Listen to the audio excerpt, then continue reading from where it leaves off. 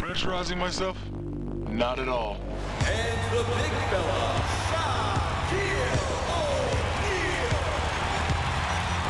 We're dead. Size is all mental. Introducing VCast. For the first time, broadband quality sports clips, music videos, movie trailers, and more are now playing on your phone. Only from Verizon Wireless. 16 days until Championship Monday, only on CBS 2. Coming up next, we'll take you to Indianapolis. Cincinnati and Kentucky will tip there. And if you're headed for Cleveland for West Virginia and Wake Forest, we'll get you to Cleveland in time for your tip at 8:24. 2 more tickets to the Sweet 16 up for grabs. We'll send you out to Indianapolis right after this. CBS Sports exclusive coverage of the Men's Basketball Championship is sponsored by TIAA Cref. New Budweiser Select. Blockbuster. And by Chevy.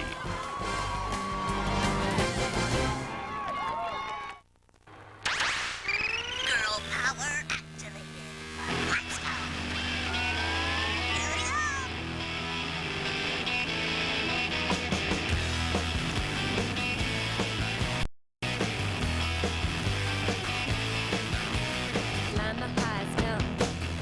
With standard 1-year OnStar service, available satellite navigation, and rear DVD, the Chevy Trailblazer is technology to go. Chevy Trailblazer, an American revolution. At Blockbuster, we're changing everything. Are you ready for what's next? They just keep it coming. Introducing All You Can Watch, just $14.99 a month. Pick the plan that's right for you. Either rent movies in store or rent at Blockbuster.com, where you get your movies by mail. Right now, your first month is just $9.99. Prices and participation may vary. The new Blockbuster. Are you ready for more? At Geico.com, you can get free rate quotes and handle all your car insurance needs online. But we like to make it interesting. Here's an idea we received via email. Yo, I think your website would be the bomb if you had the gecko do the robot.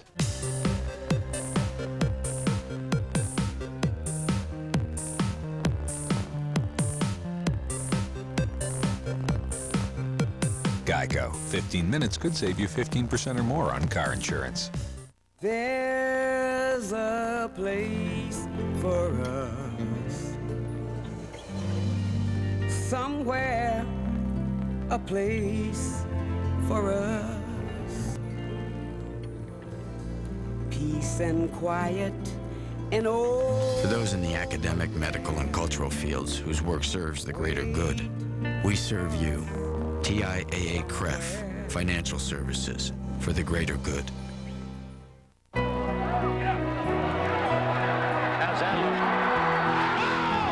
A tradition unlike any other, the Masters on CBS. This is what the tournament is all about. The shot. Pass to Leitner. Miracle! The Clippers down! Keith Smart is the hero. Syracuse is your national champion.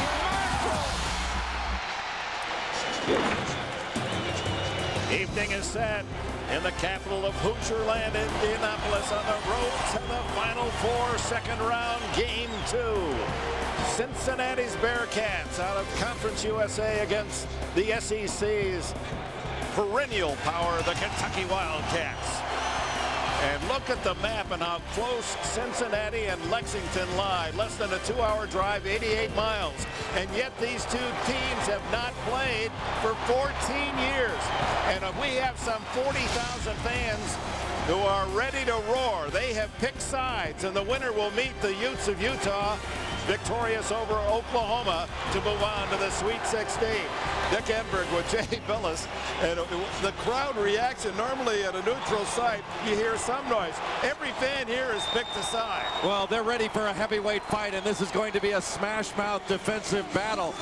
Kentucky, an outstanding defensive team. Their field goal percentage defense, 40% they hold their opponents to, and they force 18 turnovers per game.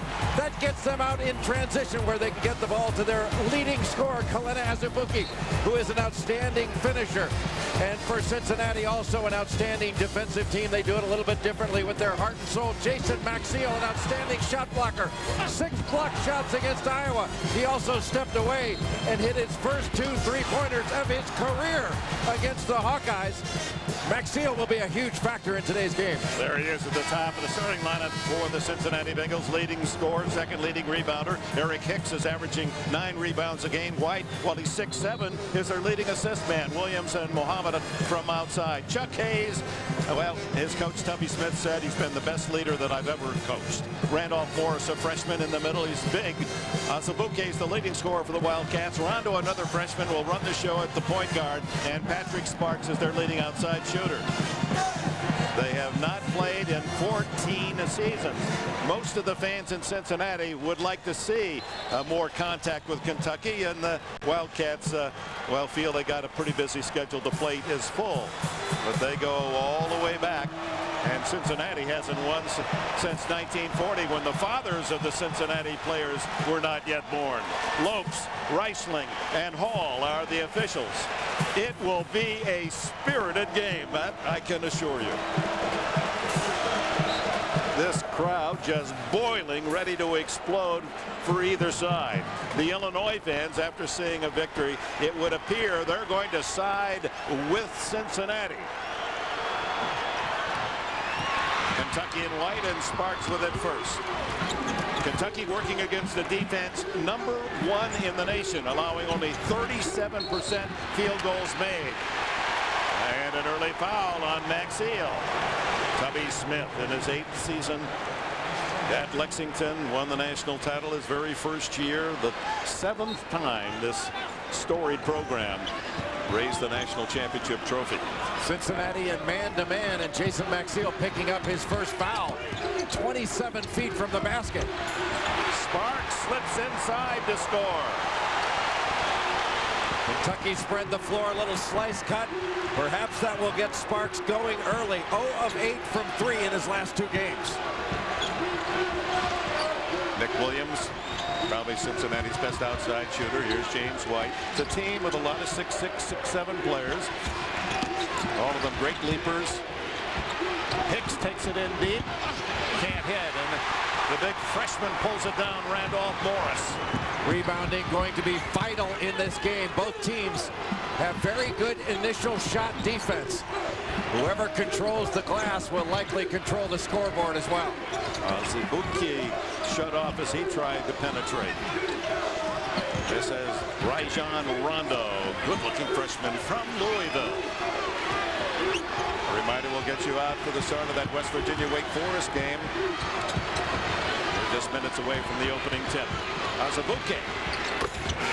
It's a 2-4-0 Kentucky. Ball screened by Chuck Hayes. Eric Hicks did not jump out. Azubuike had plenty of time to set his feet and pull the trigger. You cannot give a shooter like Azubuike that much time.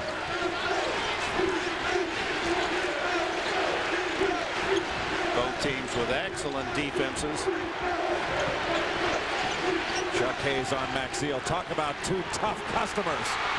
And they double team Maxiel and get the steal. Azubuike pushed out of bounds, and that's the second on Maxiel. Oh my, not even 2 minutes into the game, and now they're going to call it on Mohammed. Ooh, that was close to being Maxiel's second. And Bob Huggins getting right on the officials. They had to back him off for a second. 4-0 Kentucky. Rajon Rondo. Azubuike, the leading scorer for Kentucky.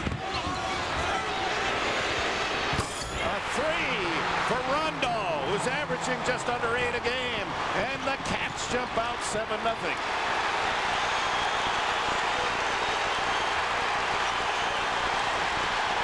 The fans in blue on their feet. White, not there. The big man Morris is.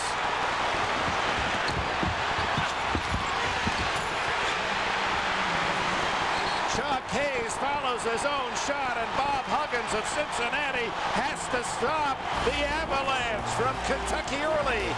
9-0. No, I feel all right now. I feel pretty good, y'all. The SS Chevys are back.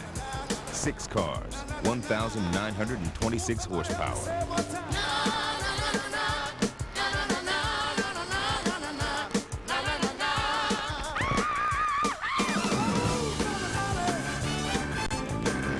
Chevy, an American revolution.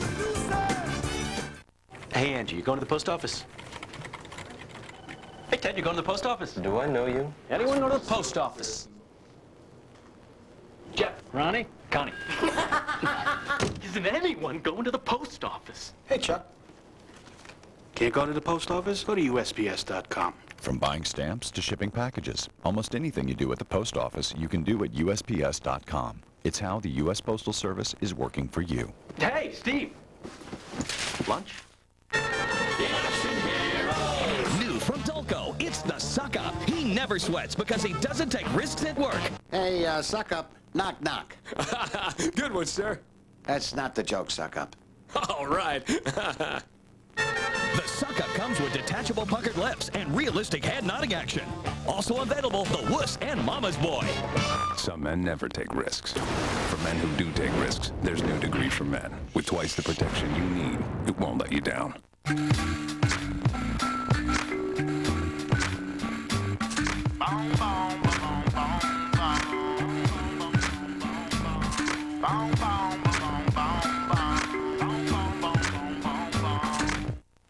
Class of '94, here I come. When you want to make a good impression, Enterprise Rent-A-Car will pick you up free and get you going in style. Looking good, Moose. Pick Enterprise. We'll pick you up. The greatest love felt is the one we have for self. Knowing is beautiful.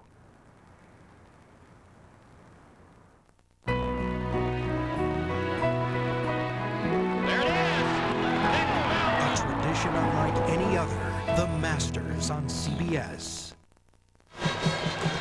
Kentucky exploding to a 9-0 lead in large measure because they have limited Cincinnati to one challenge shot. The shot goes up. Randolph Morris with a terrific block on Chuck Hayes as well. And Hayes takes off to the other end and beats everybody down the floor. That is just desire. Running right down the middle. Rondo with the ball looking up. Gets it to Hayes. The nice shot fake. And getting the offensive rebound to go down. This Cincinnati team, an outstanding offensive rebounding team. But Kentucky's not let them have any second shots. Dick Williams can't hit. 0 for 3 now for Cincinnati off the top. Kentucky, 4 of their first 5 shots have gone down. And the rookie Morris has his first foul. He's 6'10", freshman out of Atlanta. And on that possession, Kentucky did not box out on the weak side. And this Cincinnati team, an excellent weak side offensive rebounding team. They just overpower you. There's 2-3 zone out of the out-of-bounds underneath situation.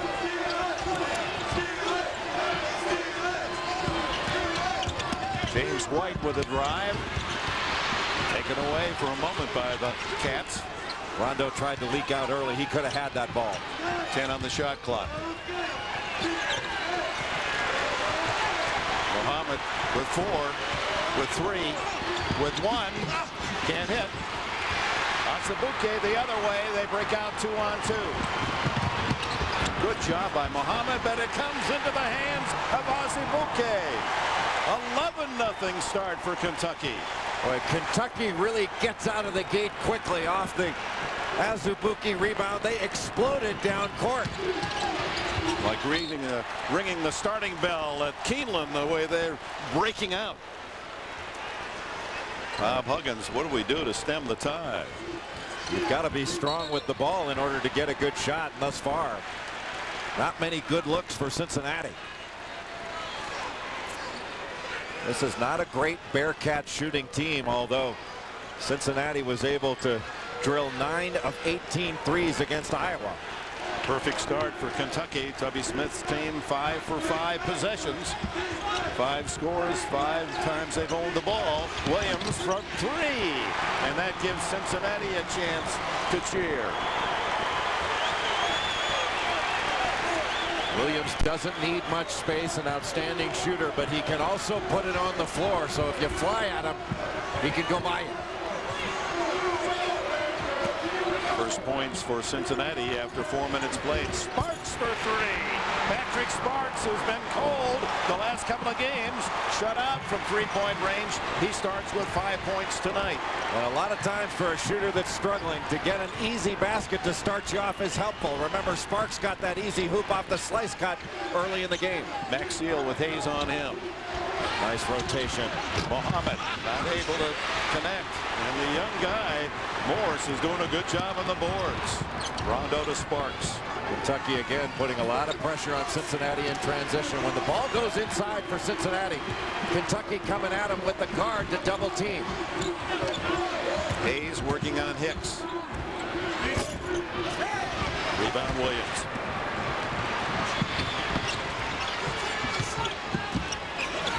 Nicely done, Nick Williams.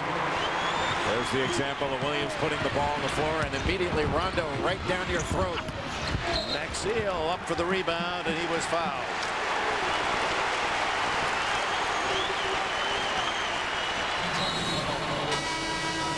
In front of the largest crowd ever to see a round 2 game in the NCAA championship. It's Kentucky by 9.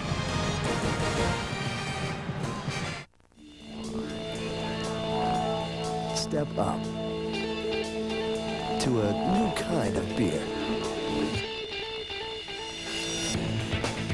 Budweiser Select. Brewed for a crisp taste that finishes clean.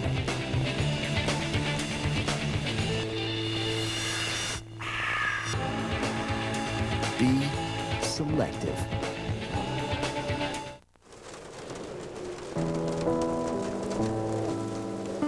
A rainy day is my chance to be home. Be a fan. Be a kid. Be lazy. Problem is, there are no rainy days. My life is about never settling. That's why my card is American Express. They're right behind me. I see him. Go south. Head for the roof. That way. I sent the package overnight. Should be there by 8:30. Should be there? Trust me, he'll be there.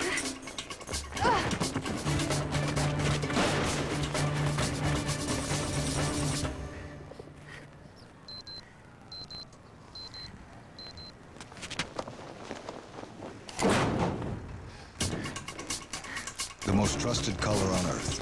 UPS. What can brown do for you?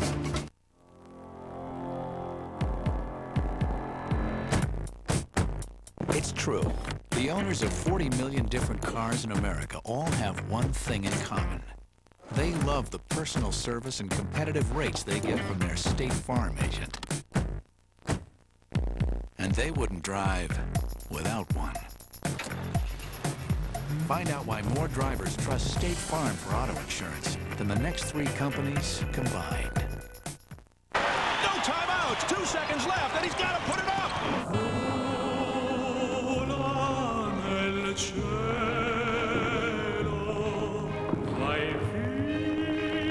More bars in more places. That's the goal of Singular's all-over network.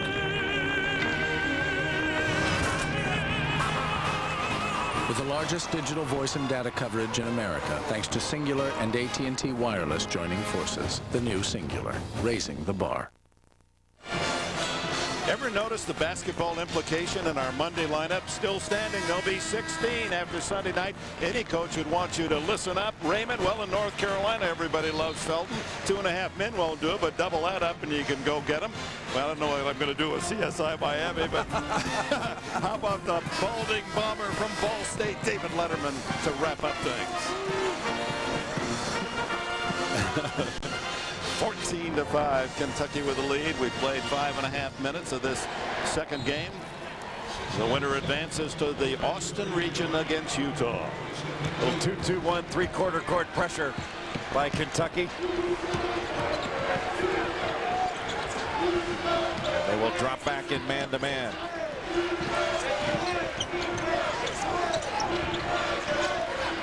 Maxiell pushed away from the basket. That's such an interesting matchup, especially with Hayes on him.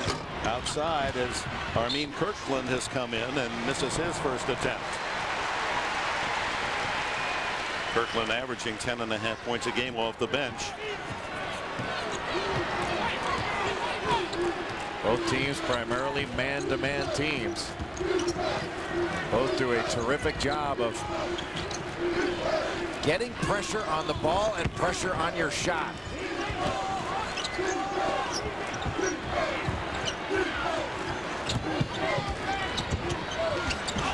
Azubuike way off the mark, but Morris is there to get the offensive rebound. Cleared by Hicks. Solo for White, and Rondo fouls him to save the layup.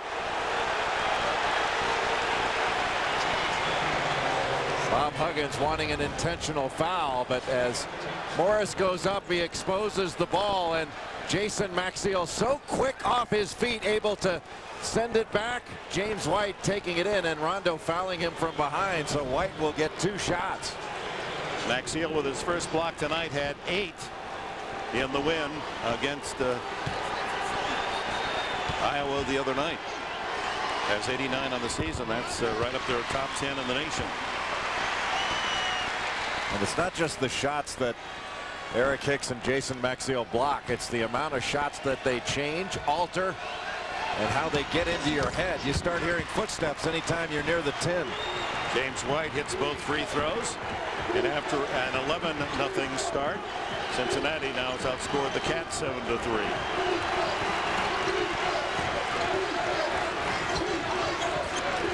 Nice. Rondo.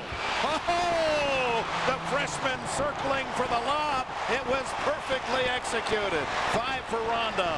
Nice little back screen. No communication by Cincinnati and no pressure on the ball. Sparks could lob it up there. Muhammad is fouled.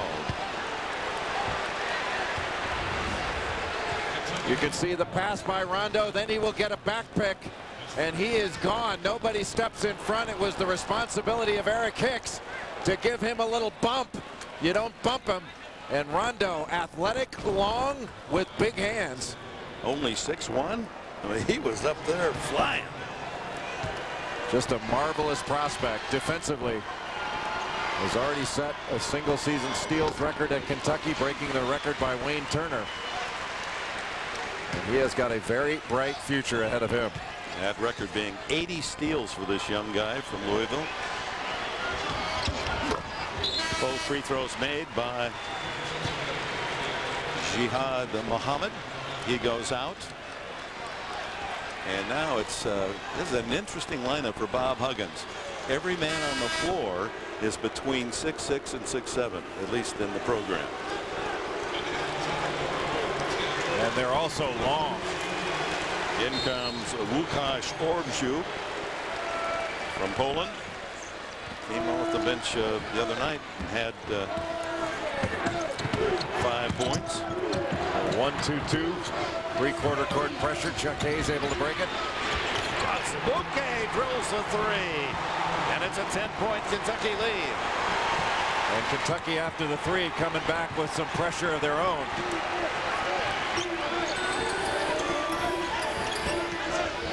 Hicks in the post. Scores and he's fouled by Orbziuk.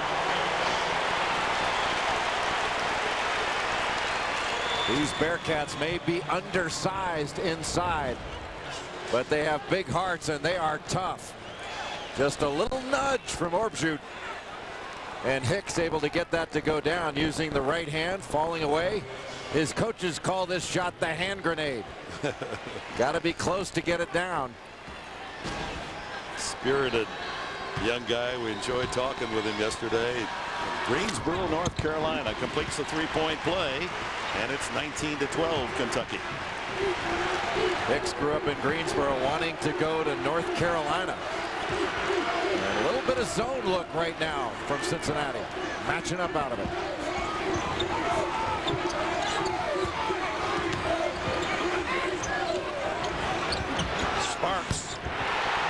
You can't give him room. That's 2 trays for Sparks and 8 points to lead Kentucky. Sparks, shades of his performance against Alabama at Bama, where he had 26 points, went 7 of 10 from 3. Look at the hustle of the Bearcats, but they lose it out of bounds. Timeout. Just over 8 minutes gone.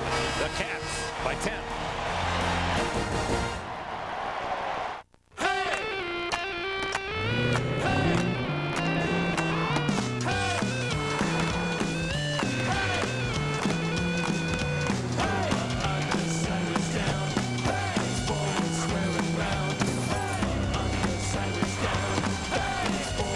Introducing a new commotion in the Chevy family. The Cobalt Coupe, Sedan, and SS Supercharged. Chevy Cobalt, an American revolution. What if we replaced everyone's chalky antacid with new Rolaids soft chews? This isn't my Tums. Then everyone could try the delicious wild cherry and vanilla cream flavors. Chewy, not chalky. But I've got tough heartburn. And have Rolaids soft chews neutralize 56% more acid than Tums EX. Works for me. Could we really replace everyone's antacid? You just replaced mine. Try new extra strength Rolaids soft chews. A whole new kind of heartburn relief.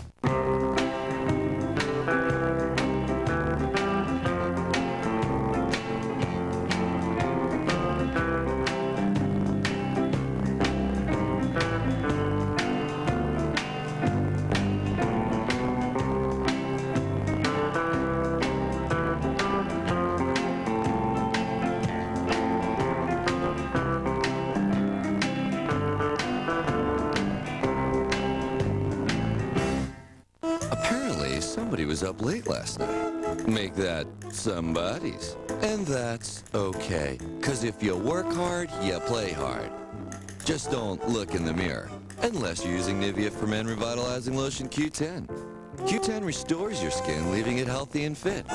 Well, that takes care of your face, but don't forget about your eyes. Reduce puffiness and lose the dark circles with new Revitalizing Eye Cream Q10.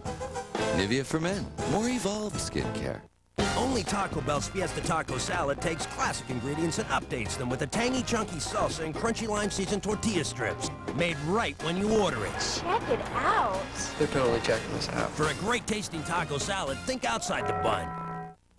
The fans sitting here, and here, and here switched to Allstate car insurance last year.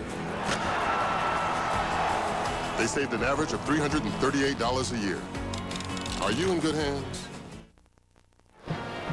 Along with Seth Davis and Clark Kellogg, Greg Gumbel in New York. We'll get you right back to Indianapolis after we check into Cleveland, where Wake Forest has the 6-point lead. What do you see as the early trend here? Well, this game has been played at a fast pace. It's almost like the teams are on roller skates, and that suits Wake Forest just fine. They've made 8 of their first 11 shots from the field, and Chris Paul is a terrific quarterback in getting his own offense, but also creating for others. And if you open up the floor for him, he can do a lot of damage to the opposition. Big Kyle Visser with the bucket inside. The question for Wake Forest is always their intensity on defense, and they've had a great start today. They should be able to overwhelm West Virginia athletically on that side of the court. West Virginia averaging better than 70 points per game.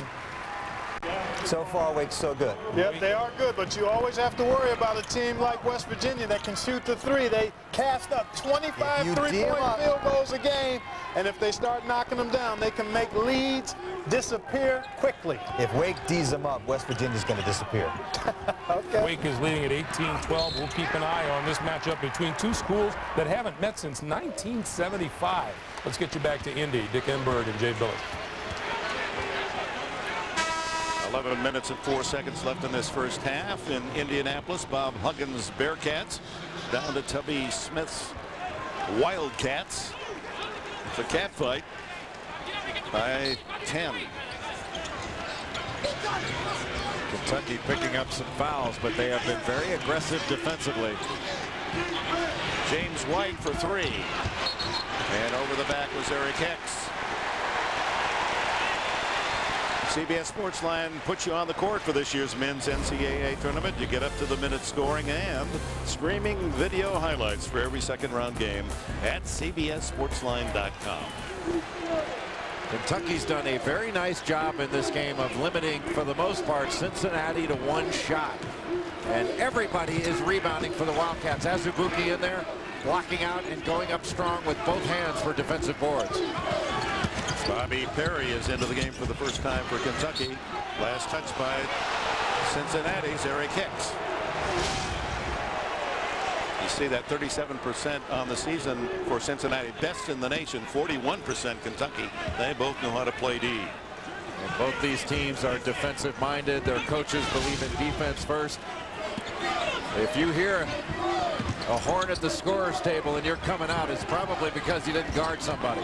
Sparks, another one. Just missed. That was right on line.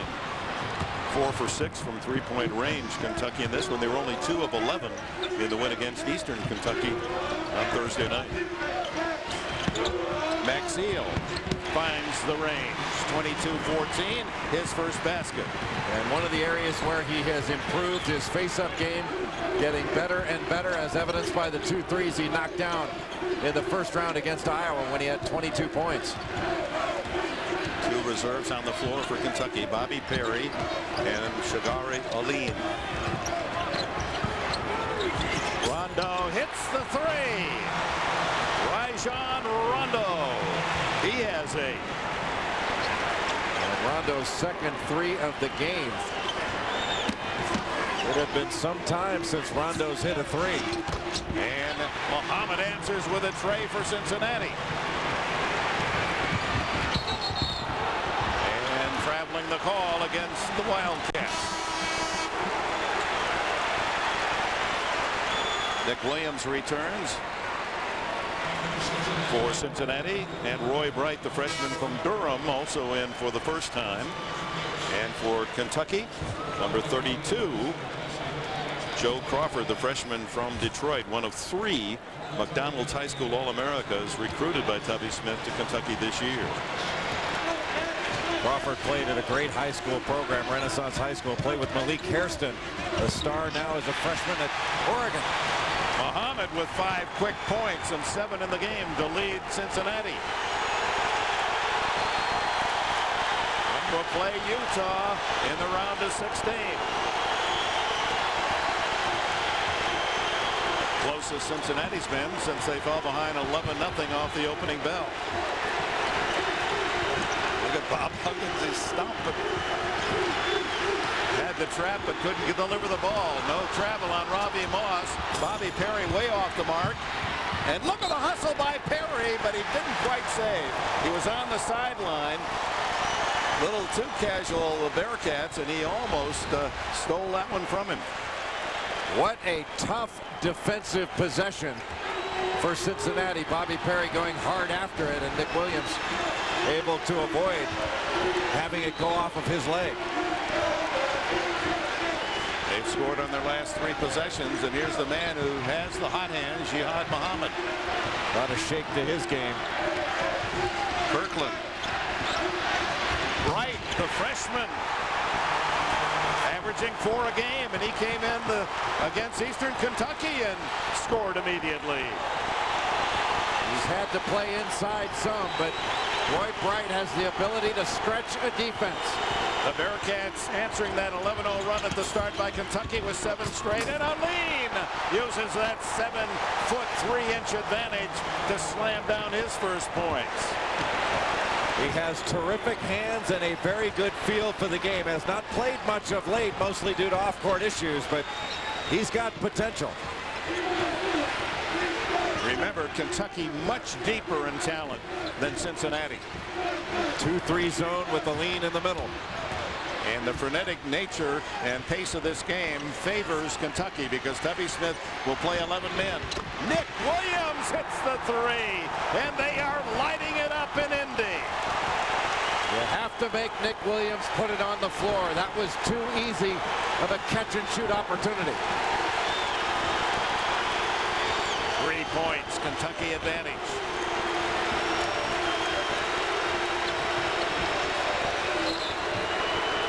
And a foul inside might be on the freshman Bright trying to hold off Aline, who looks to be a foot taller. Time out. 7:06 remaining in this first half. Kentucky getting scoring from a lot of players, but lead by only 3.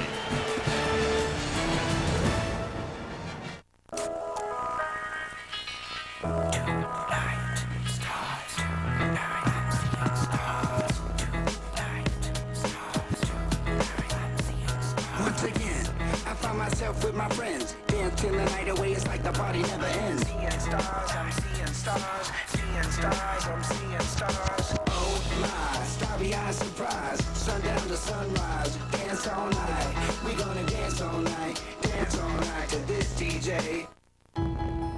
Trust, it's everything. And nobody hands out trust. I don't have to tell you, trust is earned. Talent is one thing. Combine that talent with people you trust, and you will walk out on that court with a level of respect no one can match. The Hartford, a company built on 194 years of trust. Ask your advisor what the Hartford can do for you. Hey, Angie, you going to the post office? Hey, Ted, you going to the post office? Do I know you? Anyone go to the post office? Jeff. Ronnie? Connie. Isn't anyone going to the post office? Hey, Chuck. Can't go to the post office? Go to USPS.com. From buying stamps to shipping packages, almost anything you do at the post office, you can do at USPS.com. It's how the U.S. Postal Service is working for you. Hey, Steve. Lunch?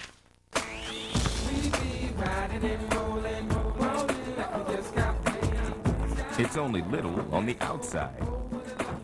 Meet the surprisingly big Chevy Aveo with the surprisingly big 5-year, 60,000-mile powertrain warranty and a best-in-class 5-star frontal crash safety rating.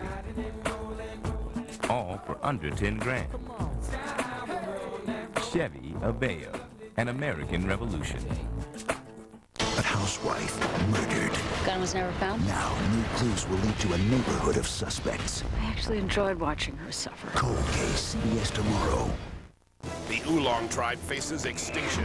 To stay alive, they'll have to survive a do-or-die challenge. We really can't afford to lose anybody else. All new survivors. Special night, CBS Wednesday.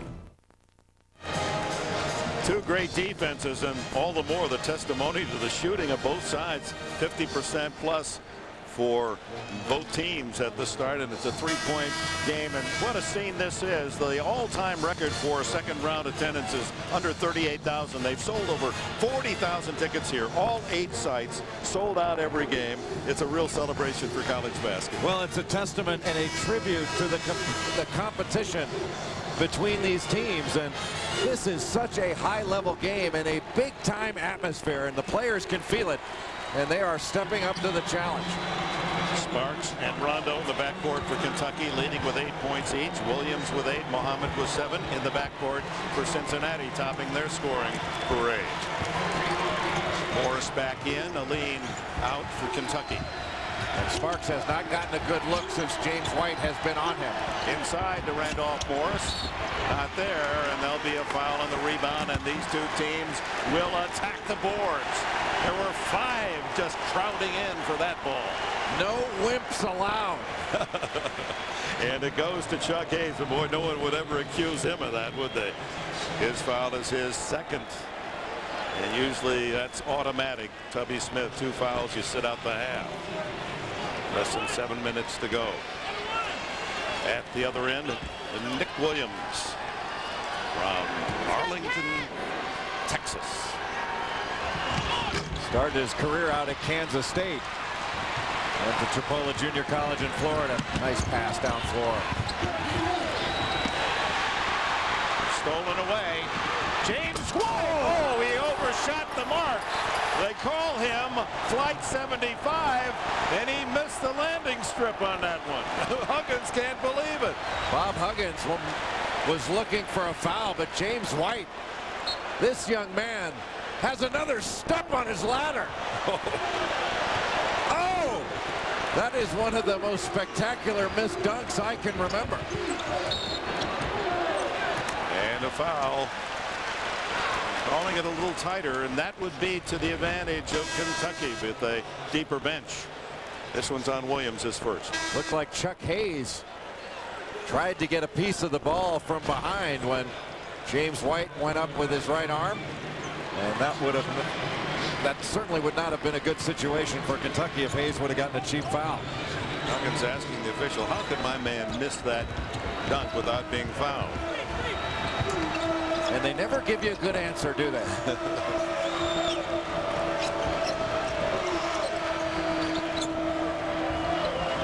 Robbie Moss, number 2, and Sparks in the backcourt for Kentucky. Freshman Joe Crawford has it go off his foot out of bounds to Cincinnati. Let's see and listen to that last try for a slam. Well, his hand hit the rim and the ball went to the other side. Cincinnati started the game 0 for 4, but they got it boiling now. 8 for the last 13 hit by the Bearcats.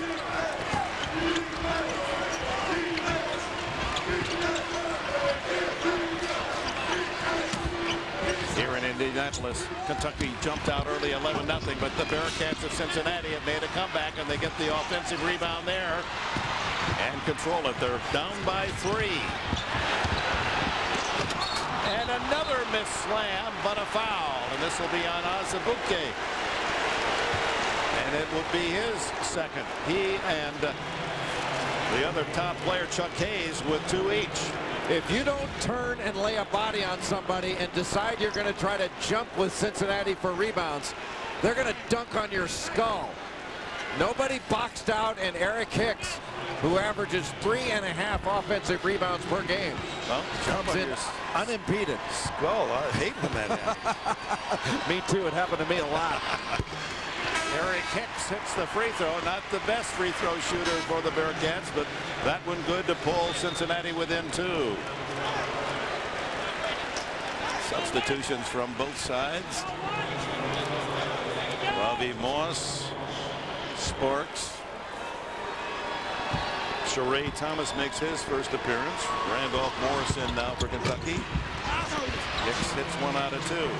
And this man, Rajon Rondo, completes the 5 men in white for Tubby Smith. Cincinnati sticking with man-to-man. Armin Kirkland in for Cincinnati. Run Sparks off a single or a double. It was his choice based on the read. Well, this is a short lineup for Tubby Smith, down to 8 seconds. 3-guard lineup. Down to 5. Rondo's got to hurry. 2. Nope, didn't get it off, and the Cincinnati fans love that.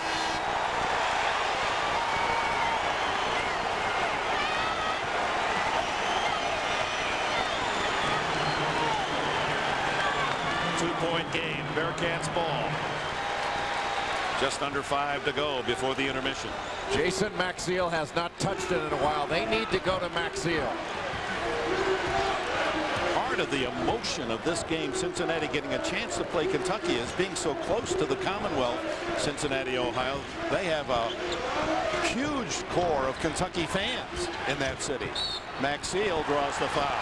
In fact, Bob Huggins was saying, you go into the elevators here and you see the husband with a Kentucky cap and the wife with a Cincinnati sweater, and the kids got little uniforms that are half and half. It's a divided city in many parts because of the loyalty to Kentucky and, of course, the local home favorites from Cincinnati. Well, emotions run high on both sides, and Cincinnati going right to their most efficient power player, Jason Maxiell, on the duck-in. Maxiell can't hit the free throw. There's that map again. Only 88 miles from Cincinnati down to Lexington, and of course both closely connected here. In fact, the Kentucky radio broadcasts go into the Cincinnati market. There's a station in Cincinnati carries Kentucky games. 27-26 after Kentucky jumped to an early 11-0 lead. Robbie Moss couldn't get inside. Only 1 field goal in the last 5 minutes for the Wildcats. Kentucky running a little flex. Throws it away. Sherry Thomas.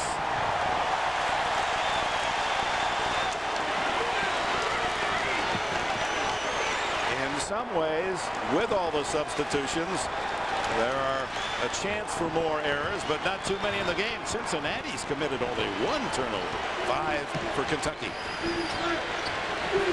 These players very dialed in. Stolen. Ravi Moss with Rondo ahead. Gets it to Rondo. He walked. Yep. And had he gotten the shot away, you saw what Max Hill did to it. Woo! Fly Swat City.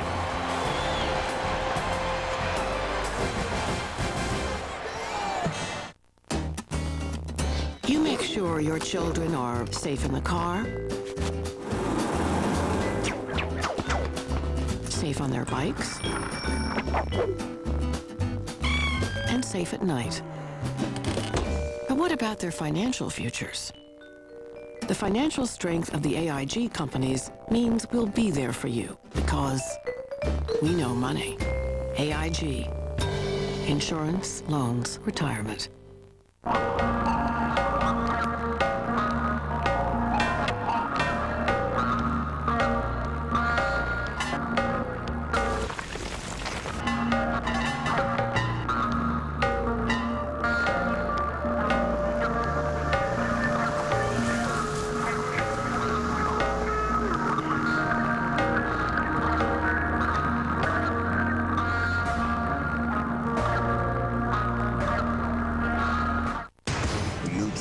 Got to be more dangerous, more attitude.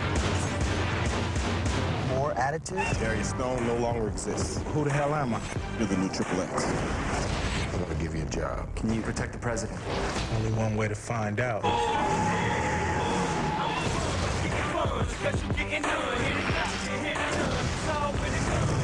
Triple X, State of the Union. You sure know how to pick them. Rated PG-13.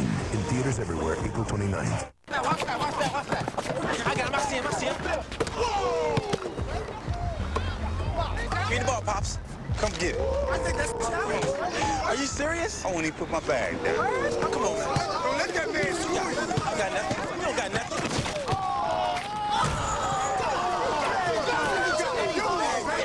Your mouth was dry. Have a Coke. Your face up like Danny hung on his gun. You know what that is? That's the room time, son. Legend.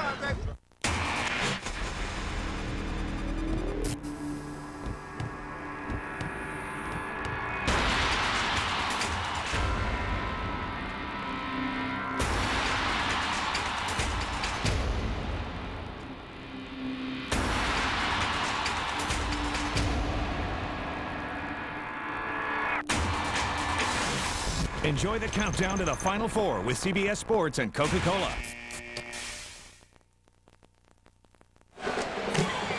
(27-26) Kentucky leading number 7 seed. Can't get enough basketball. That man, Bruce Weber, who's Illini, advancing. At times, just meticulous offense and ferocious defense from the Illini. They're on to the Sweet 16 to play Wisconsin-Milwaukee in Chicago's region. Nick Lachey also in the crowd.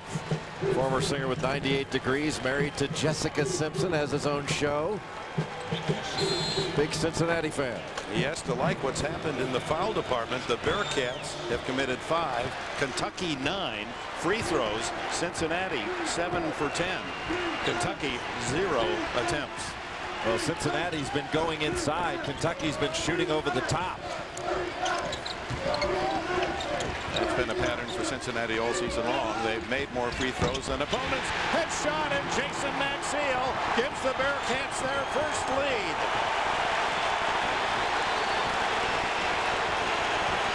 That is a difficult matchup for the freshman Randolph Morris because Maxiell can take him away from the basket. They ought to try to go to Morris right now, see if they can get the 3rd foul on Maxiell.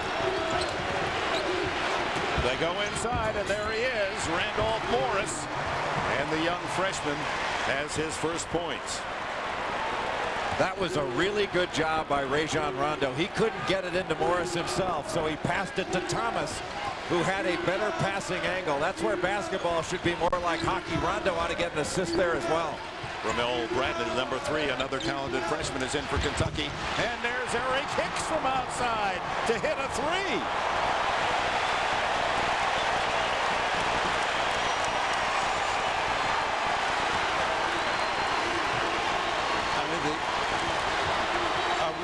Is electric. It's like a final here in Indianapolis. And the foul will be, no, they're going to call it traveling on Rondo.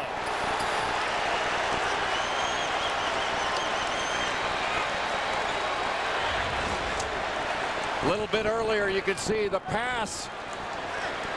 Not open right here, but he is open from this angle. A terrific pass by Rajon Rondo to get it to Sheree Thomas. Jason Maxiell gets caught on top. He throws it to the rim. And Morris releases to go get it. That is outstanding basketball by Kentucky. And high marks for the Billustrator. I actually can follow what you're doing. Oh, what a great steal. Rondo. Little Hondo and Rondo. Ties it up at 31. What great anticipation by the freshman, shooting that gap and taking it the other way. Talk about scoring off your defense. Rajon Rondo leading Kentucky in scoring. Maxiell. He's over the back of Morris. Good position by Morris. Second foul on Maxiell. Rondo shooting the gap, jumping in front. He was lying in wait in the crowd, keeping his eye on that pass and jumping right in front. Maxiell sits down with two. An earlier, what appeared to be a foul on Maxiell was given to another Cincinnati player. So that's his second. He'll rest the rest of the half. 153 left. That's only the sixth team foul by Cincinnati. So Kentucky yet to get to the line.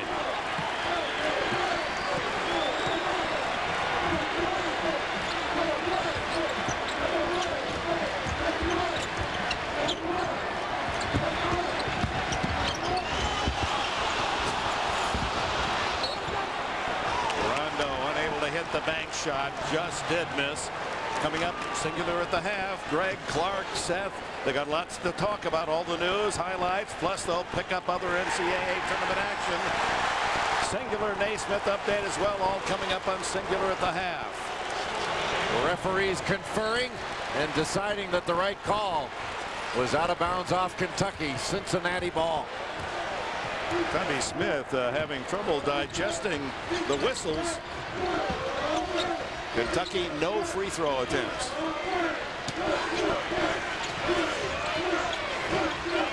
Kentucky's done a pretty good job of using shot fakes. Muhammad takes it inside. He's tied up. Good job defensively by Sheree Thomas. He just caught that ball right out of the hand and took it out of his hand. Talk about a tie-up. Wow. That fairly out of bounds to Cincinnati. Well, actually, it was the possession arrow going to Cincinnati. Down to a minute. The 2-3 zone. Williams way downtown for three more. Nick Williams now has 11, and Cincinnati enjoys a 34-31 lead. That's the second time in the 2-3 zone that they have allowed him to set his feet off a simple pass. Kentucky, if they shoot quickly, will get 2 for 1. No basket. Morris waved off. The foul was before the shot. It'll be on Hicks, his second. Just a simple pass to the wing and no sense of urgency to get out and get a hand up and at least make Nick Williams dribble into his shot. If you let him get his feet set and take that much time, he's an outstanding perimeter shooter. 38% on the season. Hicks will rest with the 2 fouls, so the 2 top scorers and 2 best rebounders for Cincinnati, Hicks and Maxiell with 2, will sit for the final seconds of this half. It's a part of the future of Kentucky basketball, the 6'10 freshman Randolph Morris. Well, Kentucky had a heated recruiting battle with Georgia Tech over Randolph Morris, who's from the Atlanta area and a big-time recruit last year. Hits both free throws. Has 4 points in the game to go with his 6 rebounds.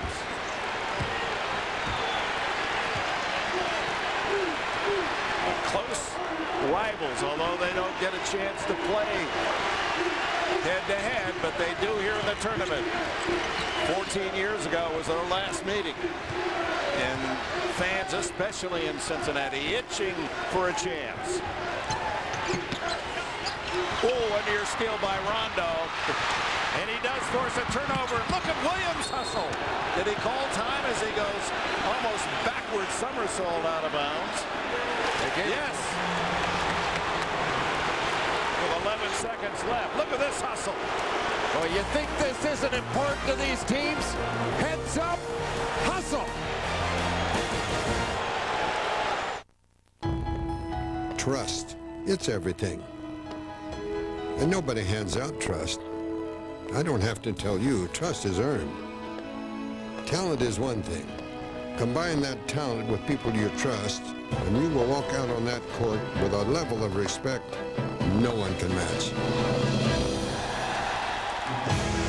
The Hartford, a company built on 194 years of trust. Ask your advisor what The Hartford can do for you.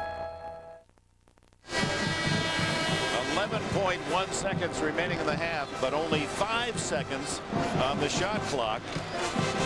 Cincinnati's ball. I think Cincinnati arguing with the officials right now that there was a change in possession. And the officials ruling that Kentucky never had full control. They are. That man's not buying it. Cincinnati will have to go the length of the floor.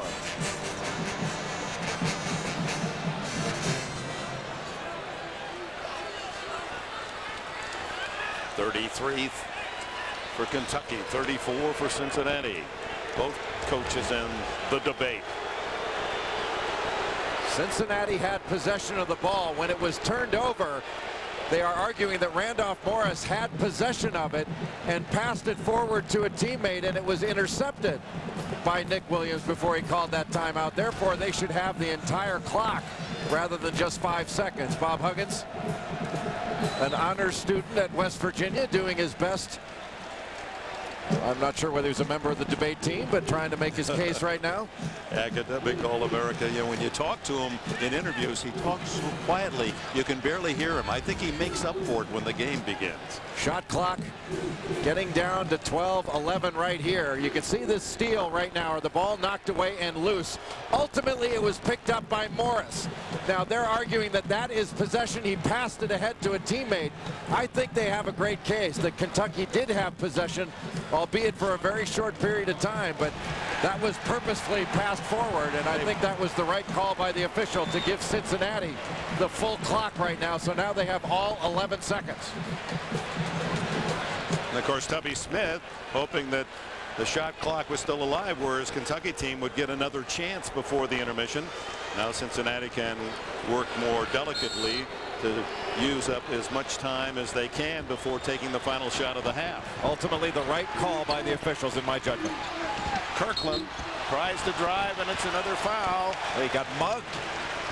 And that'll be the 10th on Kentucky, double bonus. Looked like Morris wrapped his arms around his neck when he was going in there. Second on Morris. Armin Kirkland, junior from Tyler, Texas. 74% free throw shooter. Hasn't scored yet. Kirkland has been a matchup problem for Kentucky in this game. It's been Morris on him, and he's been able to put the ball on the floor and get past the bigger freshman. Leon Bright out. White back in. Kentucky's got a chance here. 4.6 seconds. And Rondo loses the ball. Trying to hurry. And lost the ball. 3.2 seconds left. So Cincinnati gets a present there in his haste to get down court. The freshman Rondo loses it out of bounds, and the Bearcats will get a possible final shot before the buzzer, leading by 2.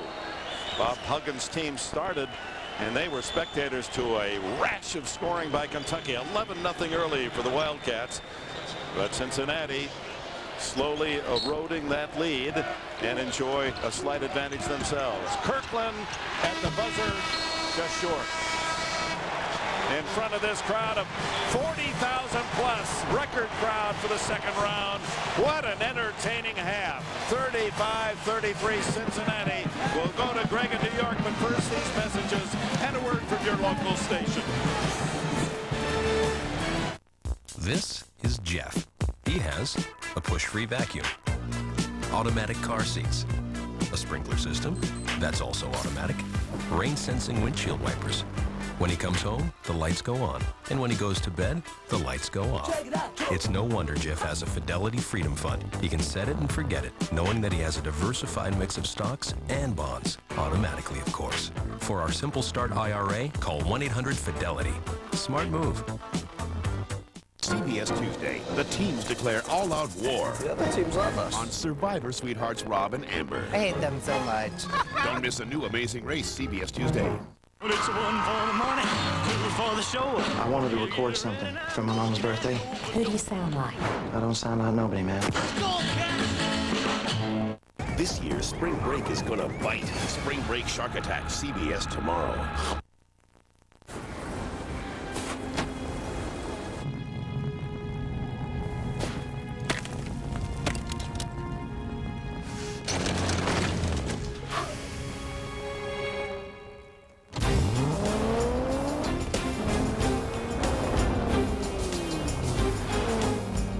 The new 2006 all-wheel drive GS. The next phenomenon from Lexus. At your Chicago area Lexus dealer. You broke it off. Ooh, damn. 5:30, 6:30, whatever you say. Right on the money. That would be excellent. Absolutely. Okay, I think your turn is up. But this is the only place I can get a good signal on my cell phone. Mister, don't make me come up there. Jerry, I think I'm going to lose you. Need a better network? Switch to US Cellular and take our Best Network Challenge for 30 days. Then you'll be sure it's the best network for you. It's one more way we connect with you. US Cellular. High endurance body wash. Get clean, feel clean, smell great.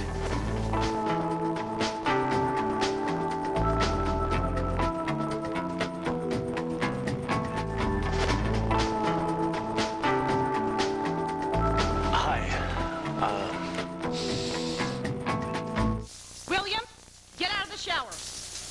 Can you hear me in there? High endurance body wash from Old Spice. CBS Sports presents Singular at the Half, sponsored by Singular, raising the bar.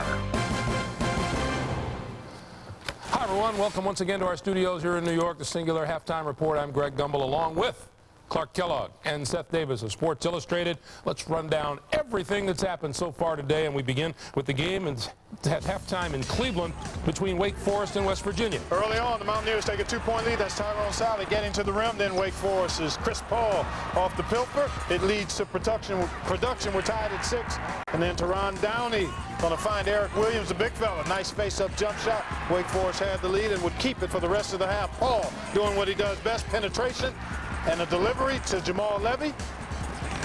And Wake Forest again, that's Chris Paul, and they were up 13 then, and guess what? It's 13 now. You guys have made the point that West Virginia's style of play plays right into the hands of the Demon Deacons. Well, they're a high-scoring team. They want to play in the open court. West Virginia has to make three-point shots. They make 9 a game on average. They're 1 of 8 in the first half. And yes, there is a D in Deeks. They're playing defense tonight. If Wake Forest defends, they can win this entire tournament. That's the big variable for them. Winner of this game gets Texas Tech. Now, in the other game in progress now, at halftime in Indianapolis, Cincinnati and Kentucky, Seth. Great game in the RCA Dome, Greg. Chuck Hayes going to get his own putback, put Kentucky up 9-0 early. They were up 11-0 early. Rajon Rondo, the freshman, unfazed by the circumstances of this game. He has 10 so far. That put him up by 11. Nick Williams for the Bearcats answers it for UC. That cut the lead to 3. Eric Hicks going to get in on the act. He's going to bury the 3. And that puts Cincinnati up by 2 points. Here's the freshman again, doing what he does best, with the pilfer and the slam. Bearcats by 2 at the half, and Kentucky came out making 3-pointers, Greg. That has not been their strength this season. But Cincinnati answered with the defense. They stepped up, put the pedal down on Kentucky's perimeter game, getting in transition, and Cincinnati making threes of their own. It's been a very entertaining half. Yeah, what did we say earlier about the resilience of teams who are able to come back after being down early? We've seen it happen all day long. The winner of this game gets Utah. Earlier today, out in Tucson, Texas Tech against the Bulldogs of Gonzaga. Clark. And early on, it was all Bulldogs. Adam Morrison going to use the high screen and knock down the deuce. It was a 10-point lead for Gonzaga, but then Ronald Ross, who had 24, gets 2 of them right here. Texas Tech within 2. And then the Red Raiders going to get their first lead on this jumper by Daryl Dora. It's 55-54, but Roni Turioff for the Bulldogs able to go to work with his back to the bucket. 67-65. Then the big shot. Ronald Ross knocks it down off the feed from Zeno, and he talked about his coach after the game. He has a great influence. I mean, like, we really build off a coach. I mean, because, you know, like I've told y'all before, like, he has a great ambition to win. And, you know, he works hard, so we got to work hard like him. So.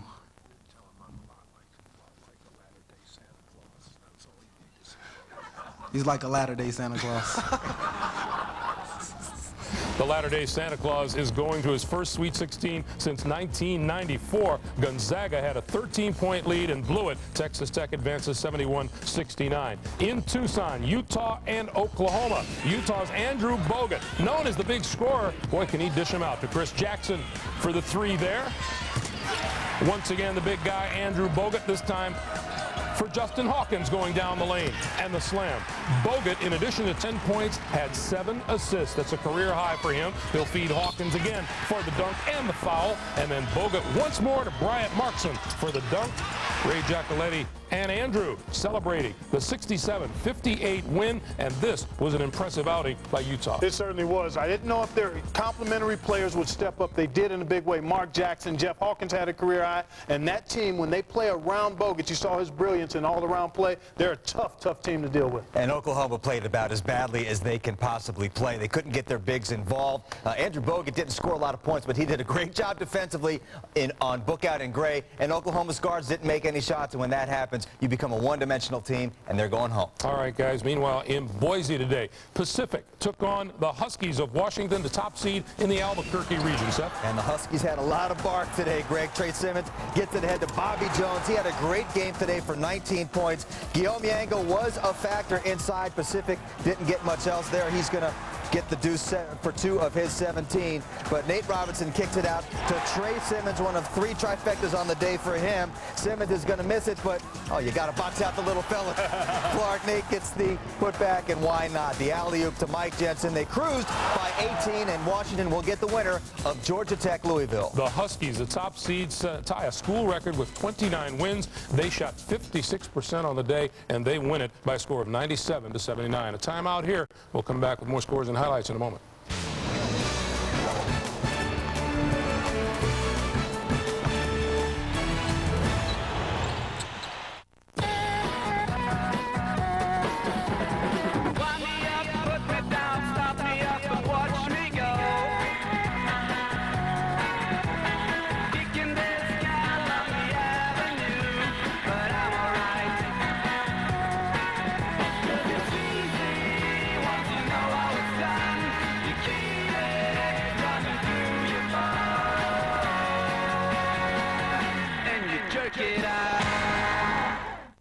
Never know how much I love you. Never know how much I care. When you put your arms around me, I get a fever that's so hard to bear. You give me fever. It's Applebee's Barbecue Fever. Slow-cooked barbecue kissed with a sweet honey barbecue sauce. Fever till you sizzle. What a lovely way to burn. Eating good in the neighborhood. When this room is booked, a Janus investment is working. The hotel's numbers were looking up, so Janus tracked room rates to track demand, confirmed reservations with travel agents, interviewed loyal guests, checked into different hotels every night to check out the competition. Projections were rooted in reality. Janus booked the stock, and no vacancy could mean sweet dreams for Janus investors. Carefully read and consider objectives, fees, charges, and risks before you invest. Call Janus for a prospectus with this information and more. Hammer throw is tough. It isn't just you against a 9-pound ball. It's you against yourself. It's pure concentration, and you have to dig deep inside to find every throw. It's brutal. I had to study biomedical engineering just to relax. There are over 360,000 NCAA student athletes, and just about all of us are going pro in something other than sports. And now the Singler Naismith flashback. In 1989, Duke's Danny Ferry was a clear choice for the Naismith Award.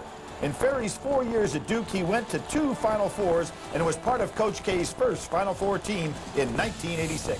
Now play Naismith's trivia for a shot at $1 million. Text the word play to 26222 on your wireless phone. You'll get 20 questions for 20 chances to win a trip to the 2005 NCAA Men's Final Four and a shot at $1 million.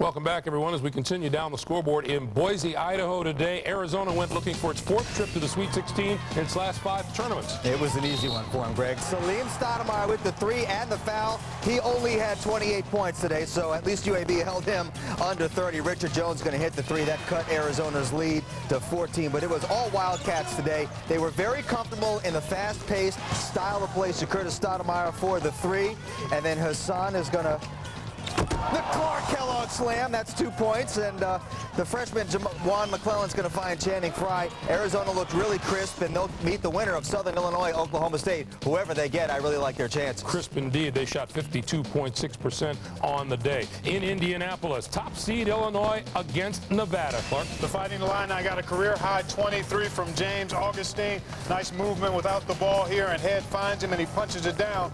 Kevin Pinckney going to keep Nevada within striking distance. He'll knock down this 3. And it was a 4-point lead for the Fighting Illini, but Darren Williams took control early in the second half. Here he is navigating his way to the hoop. 44-32 Illini. Then Darren Williams again. This time he receives a nice pass. Actually, it's James Augustine flushing it home.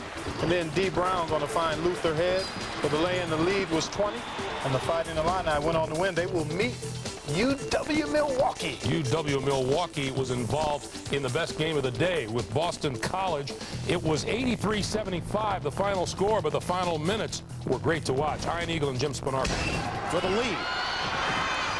They shoot right through the stat. It's third in the last 10 seconds almost. Oh, tough one for Wildcat. Through his hands, out of bounds, turnover Boston College. Shot clock down now. Under a minute to play. Tucker feeds. Tucker. Trying to inch closer to Milwaukee. And that one in and out. Knocked around. Basie's got it. Turnaround. Williams. No. And rebounded by Cantor. Make room for a new tournament darling. Milwaukee headed to the Sweet 16. 83-75.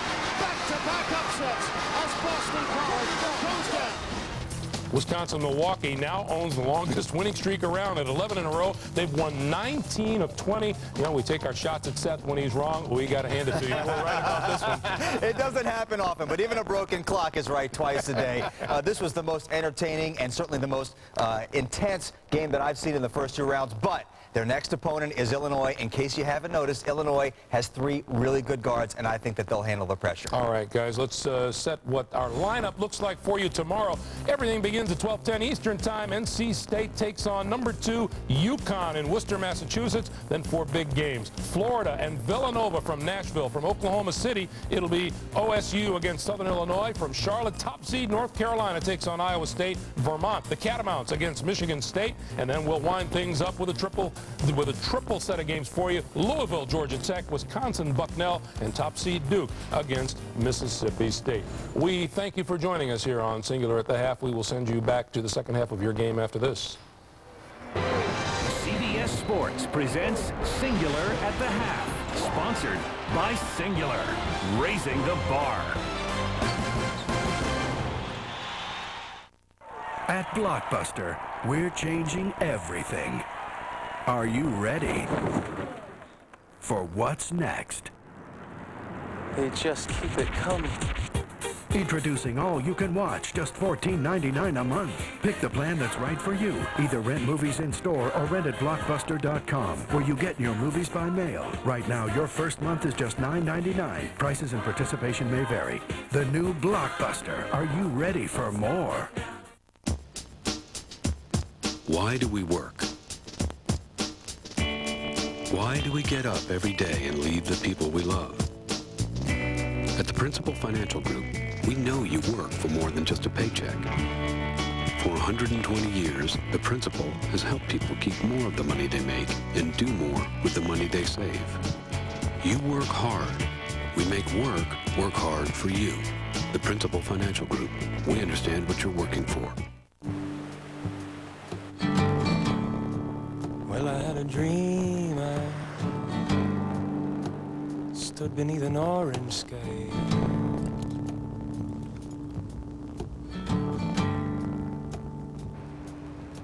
The multifunctional element. Yes, I had a dream. I from Honda. Stood beneath an orange sky. Where will it take you? Since 1989, Coca-Cola has provided more than $35 million in college scholarships. And as the NCAA's first corporate champion, Coca-Cola proudly supports 88 NCAA championships in 23 sports for 360,000 student athletes every year.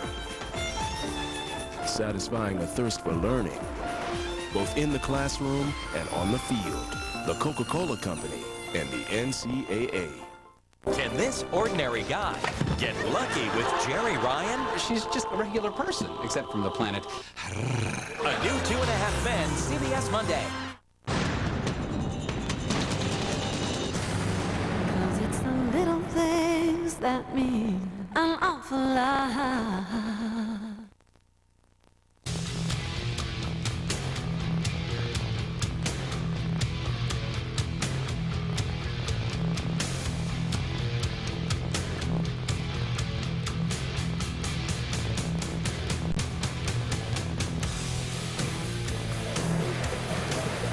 Ready for the second half. Kentucky with 7 national titles. They play for championships in the Bluegrass State.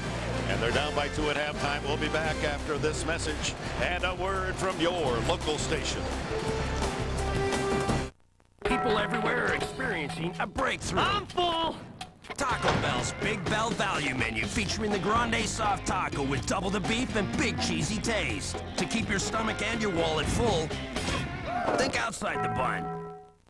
Enterprise rent-a-car for our trip? Yeah, they're everywhere. Even airports. See? Airports, too. Hello, welcome to Enterprise. Let me help you with that. Wow, the friendly service of Enterprise is everywhere. Pick Enterprise. We'll pick you up. Dave's all new with Sandra Bullock, plus music from Gwen Stefani, Monday. This game-changing performance is presented by Pontiac. Kentucky, Duke, overtime, 92 East Regional Final, 2.1 seconds remaining. Grant Hill to Christian Laettner, and the shot. One of college basketball's greatest moments. Duke defeats Kentucky, going on to win its second straight national championship. This game-changing performance is brought to you by your local Pontiac dealers. One car has factory-installed keyless remote start, and it's not a Honda Accord. Only one car has the first and largest 4-panel panoramic roof available, and it's not a Toyota Camry. And it's not a Nissan Altima 2.5 that has the most powerful engine. It's the first ever Pontiac G6. The first ever G6 starts around 19.8 after available cash back. With action, anything is possible. Pontiac, official performance machines of the NCAA. World peace. First he imagined it, then he put the idea in our heads. And he did it with just 4 words. Give peace a chance.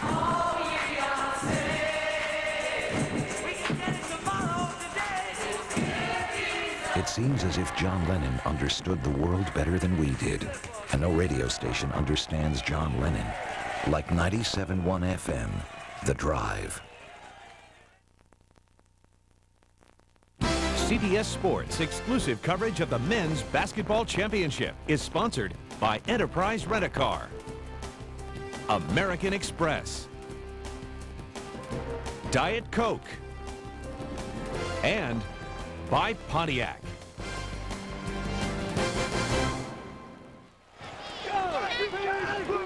In front of the largest crowd ever, first and second round, 40,331. An electric environment. Cincinnati rallying from a 11-0 Kentucky start to take a 2-point lead at halftime. Whoa, do we have a good seed. Boy, just a high-level game, and both teams playing at a very high level, offensively and defensively. Both teams shooting very well. Both teams shooting over 50% from three-point range. Patrick Sparks got it all started for Kentucky. He had 8 points in that first half, 2 of 3 from three-point range, including the lob pass to his partner, Rajon Rondo. And for Cincinnati, it was Nick Williams. 11 points, 3 of 3 from deep. Kentucky let him get his feet set against that 2-3 zone, and he absolutely drilled it. Taking a look at the numbers, both teams shooting well, 54% for Kentucky, 5 of 9 from three-point range for Cincinnati. The difference has been the free throw line and turnovers. Kentucky has coughed it up 9 times, while Cincinnati has got to the free throw line 12 times, making 8. Nick Williams leading the Bearcats. He's 4 for 5 from the floor and 3 for 3 from three-point range. Leading rebounder in the half was Randolph Morris, the freshman center for Kentucky, with 6. Both teams shooting remarkably well from three-point range. No one in serious foul trouble, 2 the most on any player. Chuck Hayes. He's had a tremendous career at Kentucky. He's starting his 108th consecutive game. He feels he'll be tremendously disappointed if he doesn't fulfill the legacy. He wants to get to the Final Four. He's done everything else. Chuck Hayes is nothing but a winner. You don't find many players worried about their legacy, but that's what Kentucky basketball means. Azubuike in to the big freshman, and Randolph rejected. Randolph Morris does not have shots erased like that against many people. This is a big-time shot-blocking duo. Maxiel with his third. Hayes with a steal. Durando behind the back to Azubuike. Oh, my. And with the left hand at that, drawing Maxiel to him. That was a big-time play. Azubuike ties it up at 35. Maxiel short. Hayes clears. Rondo pushes Randolph. Get going. I want to take it solo, and he draws the foul, and it could be Maxiel, or is it no, Muhammad gets the call, his second. Chuck Hayes giving it up in transition. The nice left-handed behind the back pass to Kalena Azubuike. What a terrific play, knowing that it would be difficult, if not impossible, to get that shot up over Jason Maxiel. Gives it up to a teammate, and that was not an easy finish by Azubuike, who had to use his left hand as well. Hayes into Randolph. Good feed. So the veteran Hayes to the freshman Randolph. The big men collaborate.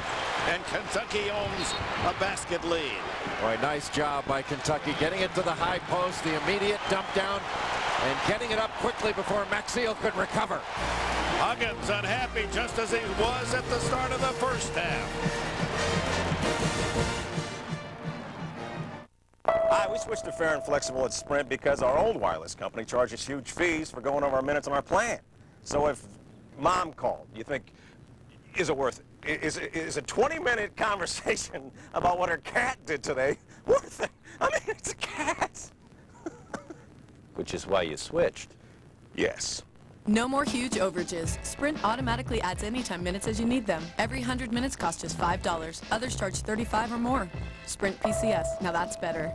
I don't look at myself as a basketball coach. I look at myself as a leader who happens to coach basketball. When they get out into the workplace, they're armed with not just a jump shot or a dribble. I want you armed for life.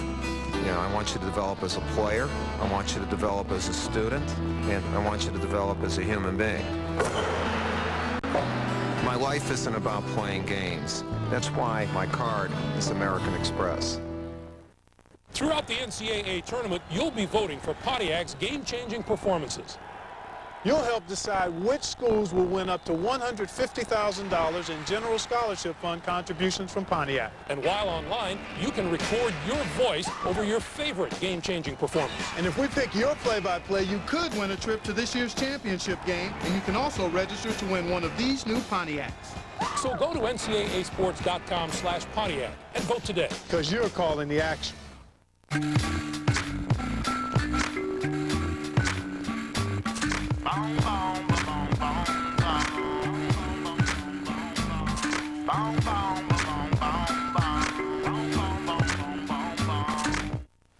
Class of '94, here I come. When you want to make a good impression, Enterprise Rent-A-Car will pick you up free and get you going in style. Looking good, Moose. Pick Enterprise. We'll pick you up. Their culture has no concept of time. So how did they know it was time to flee before the tsunami hit? The story Sunday on 60 Minutes. Murder on the 65th floor. Where were the snipers shooting from? Nothing but blue sky. A new CSI New York Wednesday. Back in Indianapolis, Kentucky leads by 2. The pass that leads to the assist. Patrick Sparks on the left side. This is a better passing angle. Jason Maxiell gets caught unaware on the high side. The great pass without pressure on him by Chuck Hayes, who is a marvelous passer and a marvelous winner as well. Take a look at that record over 4 years. 107 wins against only 24 losses. But the best advance for the Kentucky teams was to an Elite Eight. The first 4 points of the second half belong to Kentucky and the 2-point lead. Hicks takes it in against Randolph. Hayes rebounds. Hicks went away from the contact, needed to go right into Morris. He would have drawn the foul. Sparks to Morris, so they reverse rolls, and it's Hayes, can't hit. Look, Maxiell, how he can spring high. Maxiell's no more than 6'6", 6'7" at the most, but he has the wingspan of a man 7 feet tall. Armin Kirkland in now for Cincinnati. Maxiell on the outside, goes up against Hayes, and Hayes blocks. That's why he's the SEC Defensive Player of the Year. Almost 2.5 minutes into the second half. Cincinnati yet to score. And they were hand checking Hayes and Maxiell will be called for holding. His third. Tuesday on CBS, the Amazing Race teams declare war on Survivor Sweethearts, Rob and Amber. Don't miss a new Amazing Race Tuesday on CBS. Sparks triggers it in on Zabuke, Rondo, and around the horn to Hayes. Sparks was hit. No whistle. Ooh, my, that could have been the 3 shots. The long pass too long, and White unable to save it. Tried to call time, but could not. Poor judgment by Mohammed. The play was not there. Gubby Smith putting the stare on the officials as he thought his man Sparks was fouled trying to deliver that 3-point shot. Maxiell with 3 takes a seat.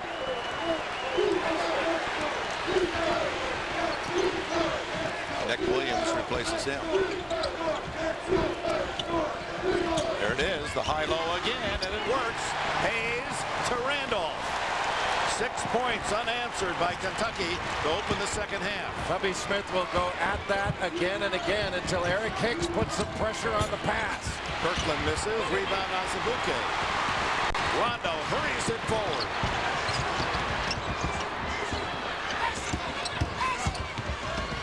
Sparks intercepted by White. Got himself caught among the big trees. Well, that was an opportunity to extend this lead after working so hard on the other end. You don't want to cough it up that easy.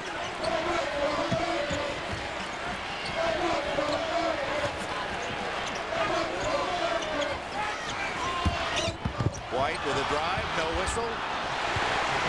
39-37 Kentucky. 4 minutes into the second half.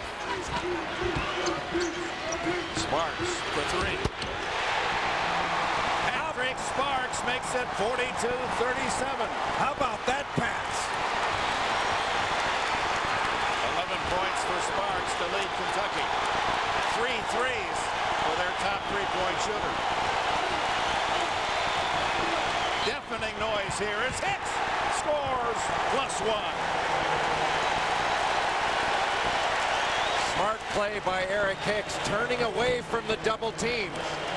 And he has the strength and athleticism to get it in off the glass. And the third foul on Randolph Morris. You saw it drape the left arm around the shoulder of Hicks. So Randolph with three. But speaking of threes, these are the sweet ones if you're cheering for Kentucky. From the minute my son was born, I knew I wanted to be that dad. The guy who can show you how to throw a perfect spiral, fixing bikes and skateboard ramps, going to ball games. My father was that dad, and now I've become that dad. That's why I bought a Saturn. The all-new 7-passenger 2005 Saturn Relay with the security of OnStar and DVD player standard. Lease a new 2005 Saturn Relay front-wheel drive 2 for $299 a month. Residency restrictions apply. Call for details. At Blockbuster, we're changing everything. Are you ready for what's next? They just keep it coming. Introducing All You Can Watch, just $14.99 a month. Pick the plan that's right for you. Either rent movies in store or rent at Blockbuster.com, where you get your movies by mail. Right now, your first month is just $9.99. Prices and participation may vary. The new Blockbuster. Are you ready for more? Hey, Angie, you going to the post office? Hey, Ted, you going to the post office? Do I know you? Anyone go to the post office? Jeff, Ronnie, Connie. Isn't anyone going to the post office? Hey, Chuck. Can't go to the post office? Go to USPS.com. From buying stamps to shipping packages, almost anything you do at the post office, you can do at USPS.com. It's how the U.S. Postal Service is working for you. Hey, Steve. Lunch? Go!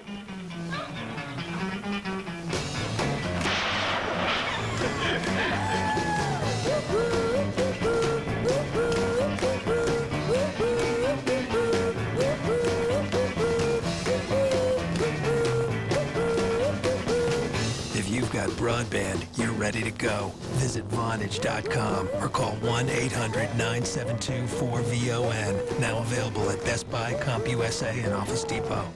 Let's join hands now, come along to a place we all belong. People from all over America got on board with Allstate last year and saved an average of $338 a year on their car insurance. Are you in good hands? It's Green Apple gone silver.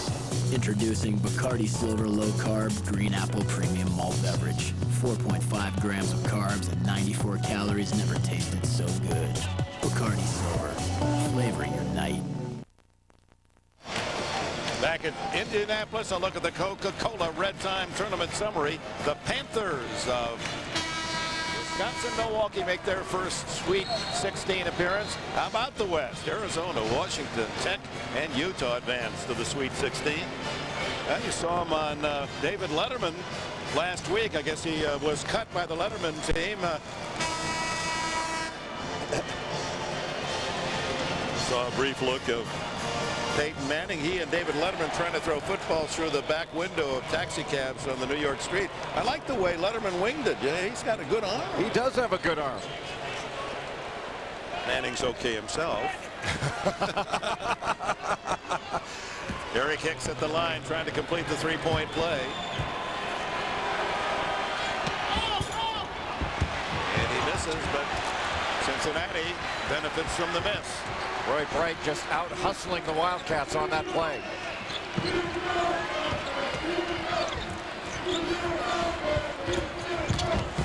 Kirkland with a strong move and draws the foul from Shagari. A lean just in for Kentucky.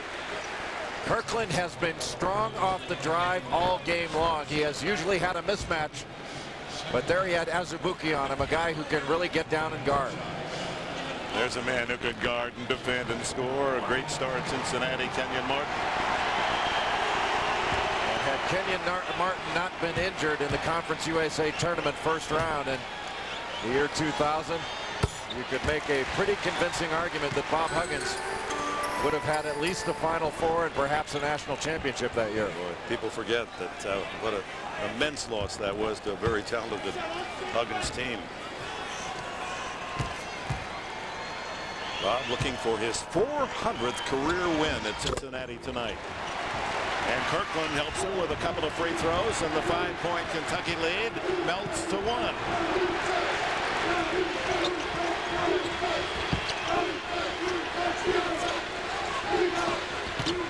Azubuike pulls up. And Kirkland with the loose ball. Lean has good passing instincts. Azubuike pulled up with that short jumper, just short-armed it. Kirkland again with the drive and finds Bright open outside for 3, the freshman. And Hicks touched it last. Rondo made him hurry to get to the ball. Good hustle by the freshman Rondo. Not only is every shot contested, every loose ball contested as well. There's been natural intensity in every game that we've seen here in Indianapolis this week, but this one has taken it up a notch. They've been spurred by this vocal crowd. Azubuike against Kirkland. No whistle. Hayes with a rebound. Hayes gets it back with Kirkland fighting for it, and the foul will be against whom? Kirkland, I believe. Yes. Dick Enberg, Jay Billis here in Indianapolis, the largest crowd ever to see the first second round game, over 40,000. There's 94,000 to watch the first and second rounds here in Indianapolis, and this spirited crowd, a large Kentucky contingent, and with Illinois dominating earlier, many of the Illinois fans rooting for Cincinnati. Muhammad faked into the air, and he gets the foul. Good job by Rondo. Kentucky came out like thoroughbreds, 11-0 to start the game, but Cincinnati ate away at that lead and eventually had a modest margin at the intermission of 3 points. Rondo has had a terrific game, has made great use of shot fakes. He has been solid defensively and has run the team. With 3 fouls, Muhammad leaves and James White returns. Huggins doesn't like it when you leave your feet and get the foul, and that's a reminder again. As Rondo collects the free throw, and a 43-41 Kentucky lead. Right now Kirkland at 6'7". Not a natural point guard, but able to bring the ball up and get Cincinnati into something.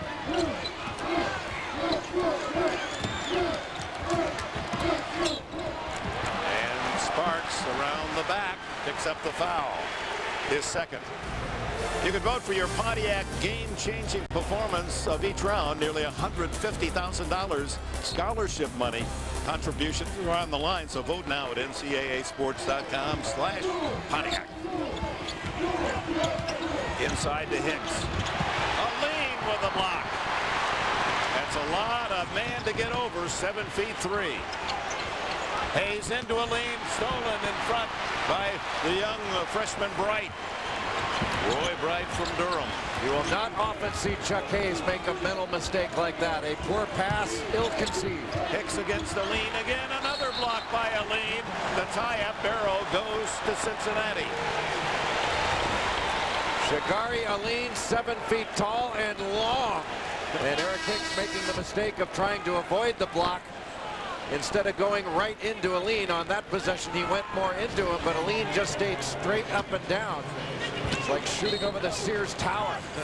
He didn't even have to leave his feet, and it was imposing. 43-41 Kentucky. 6.5 minutes into the second half, and Hicks from three-point range, and the battle. Boy, look at the vicious attack on the ball, and Sparks says, "Get me out of here, give me a time." Kentucky has the ball. This was serious action as they go for that loose ball.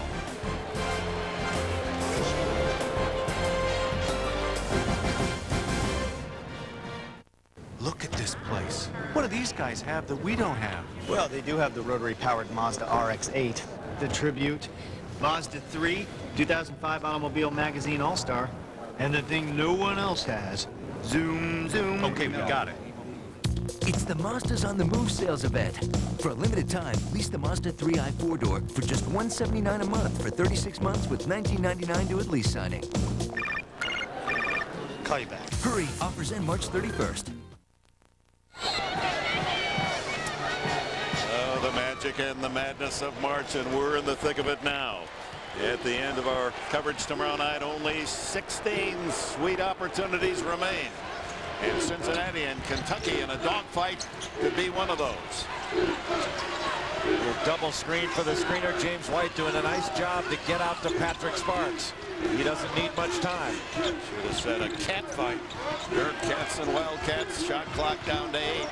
Rondo begins his move. And he draws the foul. How clever is this trick? Good footwork. He might have shuffled just a little bit, but Rajon Rondo using fakes very effectively to get Nick Williams off of his feet. When he does, goes right into him to draw the contact. That is a smart play by a freshman. 3 different fakes. He gave him the whole package and finally gets the foul. 2 for 3 now from the line, and 12 points in the game for Rajon. And a really solid game against Eastern Kentucky. 5 steals to go along with his 12 points. Just underline his ability on the defensive end. 80 steals is an all-time Kentucky record. He's just a freshman. Case, their leader on the bench at the moment. 4-point advantage. And Williams cut off by Sparks, and the foul will go against Patrick Sparks, his 3rd. A reminder that Monday, Dave's All New with Sandra Bullock, plus music from Gwen Stefani. That's the Late Show with Dave. All new on Monday. Sparks leaves. Robbie Moss replaces him.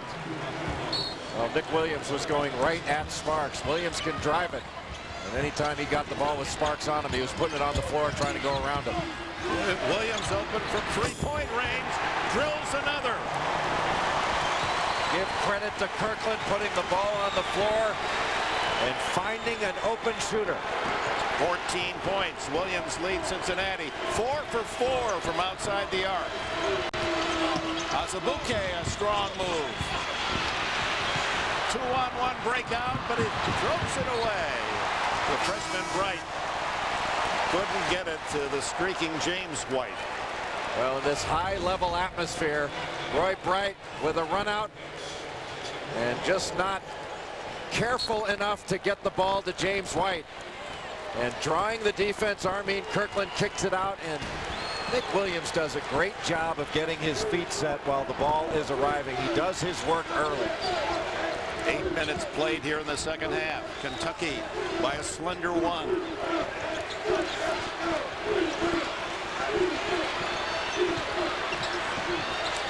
An awful lot of contact and bumping on cuts.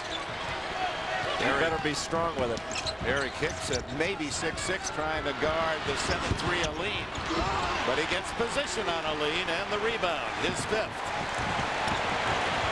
Leads the team with 9 a game. Kirkland tries the 3. Misses everything. Not a good shot.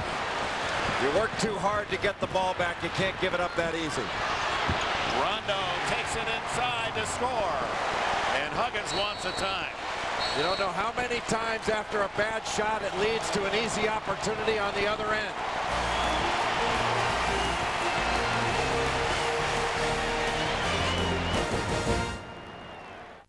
What if we replaced everyone's chalky antacid with new Rolaids soft chews? This isn't my Tums. Then everyone could try the delicious wild cherry and vanilla cream flavors. Chewy, not chalky. But I've got tough heartburn. And have Rolaids soft chews neutralize 56% more acid than Tums EX. Works for me. Could we really replace everyone's antacid? You just replaced mine. Try new extra strength Rolaids soft chews. A whole new kind of heartburn relief.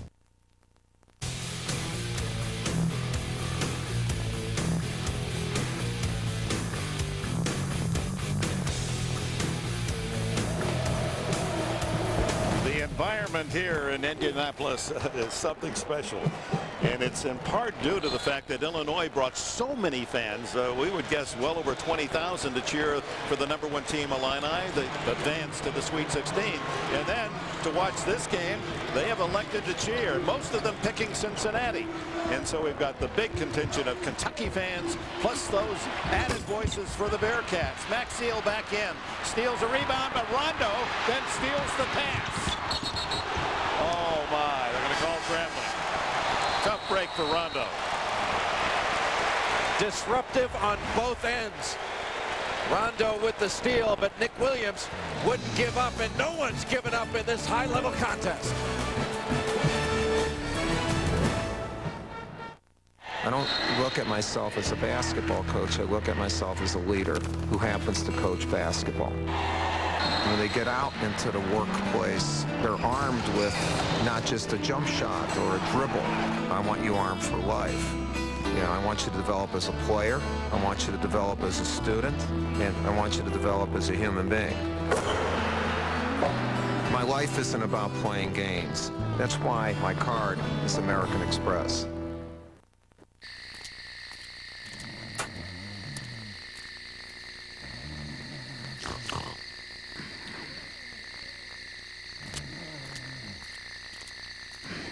A wash and a wax used to take a lot out of you.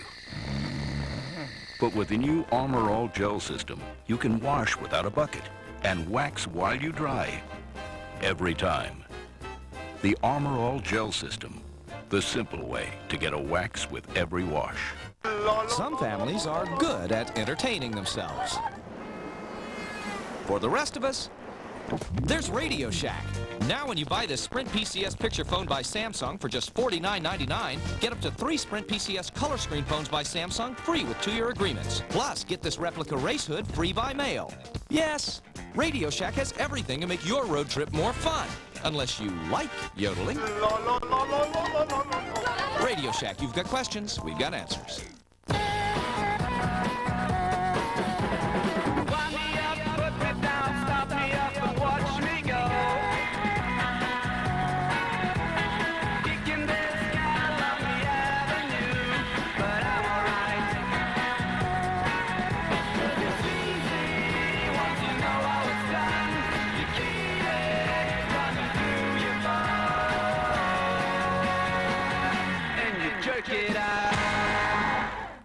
Look at this place. What do these guys have that we don't have? Well, they do have the rotary-powered Mazda RX-8, the Tribute, Mazda 3, 2005 Automobile Magazine All-Star, and the thing no one else has, Zoom Zoom. Okay, we got it.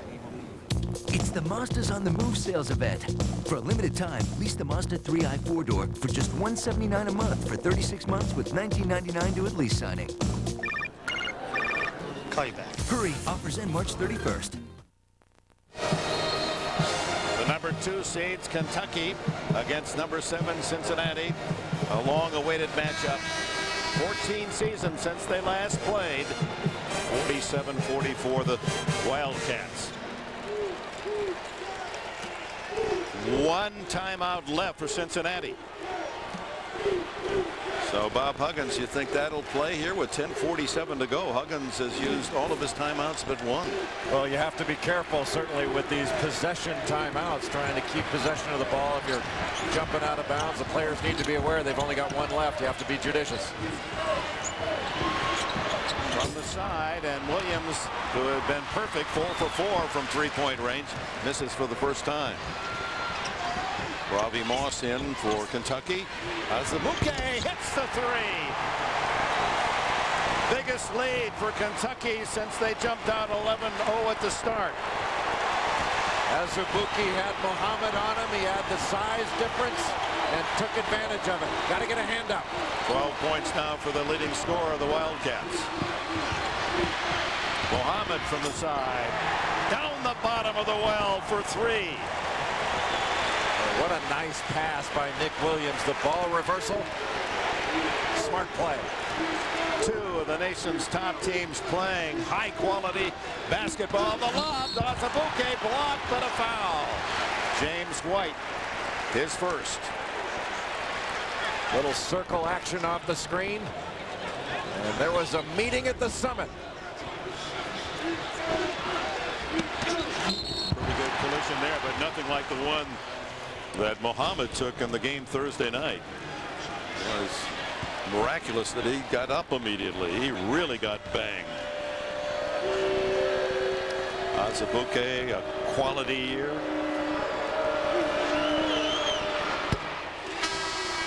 Let's go back to the game 2 nights ago. Watch Muhammad and how he slams into the court. Right here. Oh.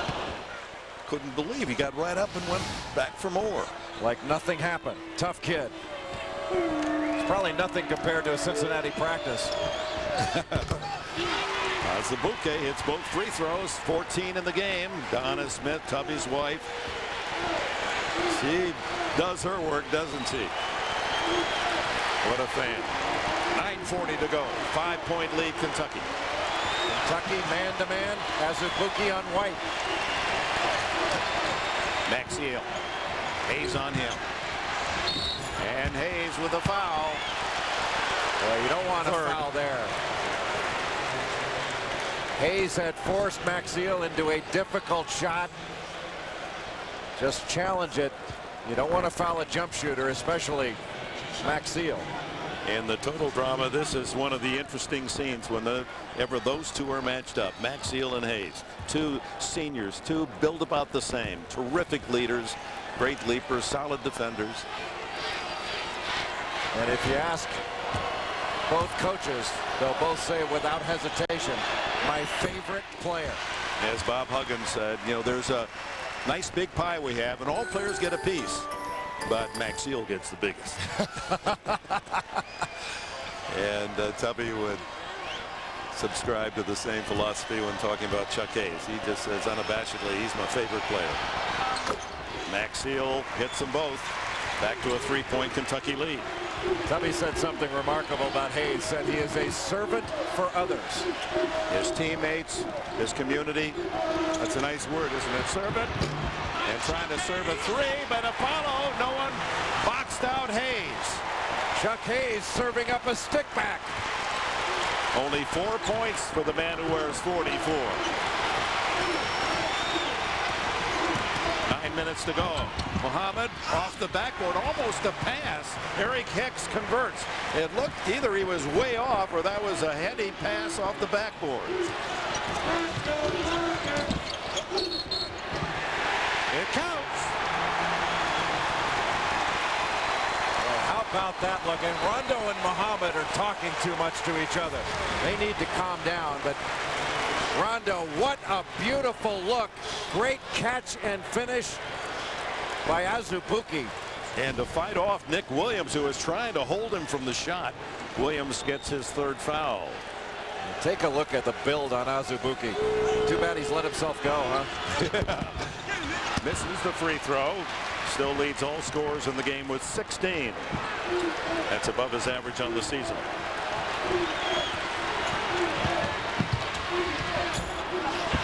Muhammad with a great drive, misses, and here's Azubuike. He misses the slam. Maybe it's that rim down there. White missed a similar play in the first half. Maxiel able to get it over the front of the rim. Boy, that's a big swing of 4 points. 2 that Kentucky didn't get, and 2 that Maxiel delivered. And a beautiful pass ahead by Rajon Rondo. You're not going to see many of those where Azubuike doesn't finish in transition. Sheree Thomas, 23 into the game for Kentucky. Boy, Kentucky looking for the back door to try to exploit the overplay. Here's the high-low. Rondo to Thomas and into time. Into Hayes. He has position and scores over Hicks. 6 for Hayes. Looked like Hayes walked. Bob Huggins asking for it, but Cincinnati's got to do a better job of getting pressure on that pass. That is way too easy. Muhammad for 3. Rattles out. Hicks gets the offensive rebound. Williams for 3. Hicks again saves. Muhammad for 2. Boy, they do attack the boards, and Eric Hicks, a tiger on that offensive glass.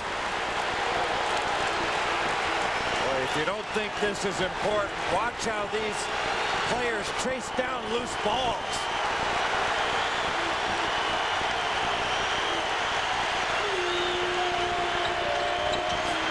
Off the hands of Azubuike to Cincinnati. What a shame that one of these teams won't advance to the Sweet 16. The winner will to the Chicago region, or check at the Austin region against Utah. Look at Hayes working.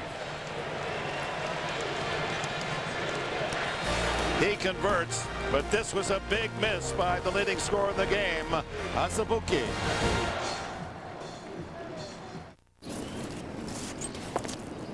One car has factory-installed keyless remote start, and it's not a Honda Accord. Only one car has the first and largest 4-panel panoramic roof available, and it's not a Toyota Camry. And it's not a Nissan Altima 2.5 that has the most powerful engine. It's the first ever Pontiac G6. With action, anything is possible. You know what you give you that certain smile? You don't want it to turn into the moment of doubt. You want it to turn into the right moment. It can with Cialis. Cialis is the only erectile dysfunction tablet proven to not only work fast, but also work up to 36 hours. 36 hours to relax and not rush things. 36 hours to respond to that certain touch when the moment is right. Cialis is only for men healthy enough for sexual activity. Do not take Cialis if you take nitrates for chest pain or certain alpha blockers for prostate problems or high blood pressure, as this may cause an unsafe drop in blood pressure. Don't drink alcohol in excess with Cialis. Side effects may include headache, upset stomach, delayed backache, or muscle ache. Erections lasting longer than 4 hours, though rare, require immediate medical help. Discuss your health status with your doctor and ask if Cialis is right for you. And be ready when that certain look tells you the moment is right. 36-hour Cialis. When the moment is right, will you be ready? It's low carb to the core. Introducing Bacardi Silver Low Carb Green Apple Premium Malt Beverage. 4.5 grams of carbs and 94 calories, never tasted so good. Bacardi Silver. Flavor your night.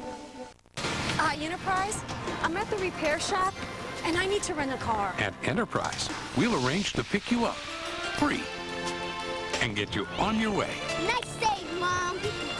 Pick Enterprise. We'll pick you up.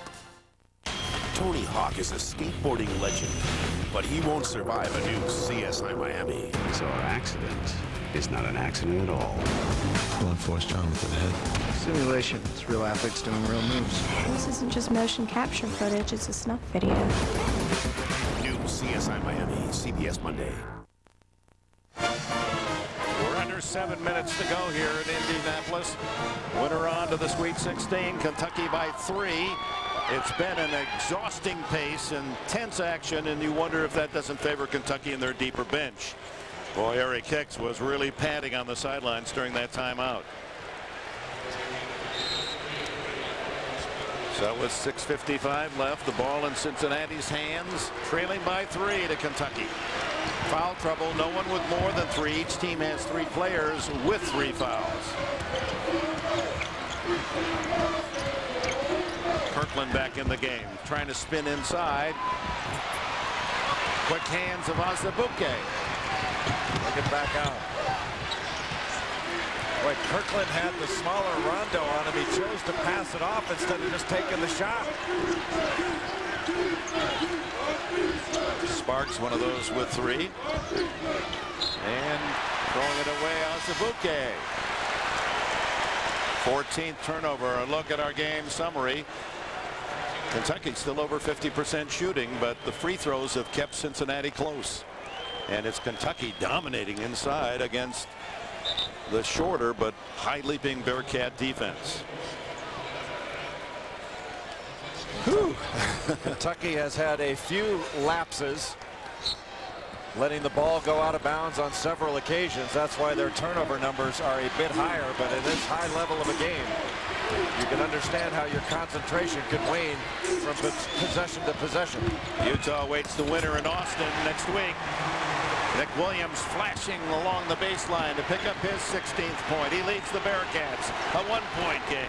He will drive Patrick Sparks every time he touches him. They need to make a switch. Inside to Hayes. Boy, banging against each other, and Hayes wins the battle. Boy, how about that move? Going chest to chest against Maxiel, going right into him and taking away his shot blocking ability, neutralizing it. Muhammad unable to hit the three. The rebound by Randolph.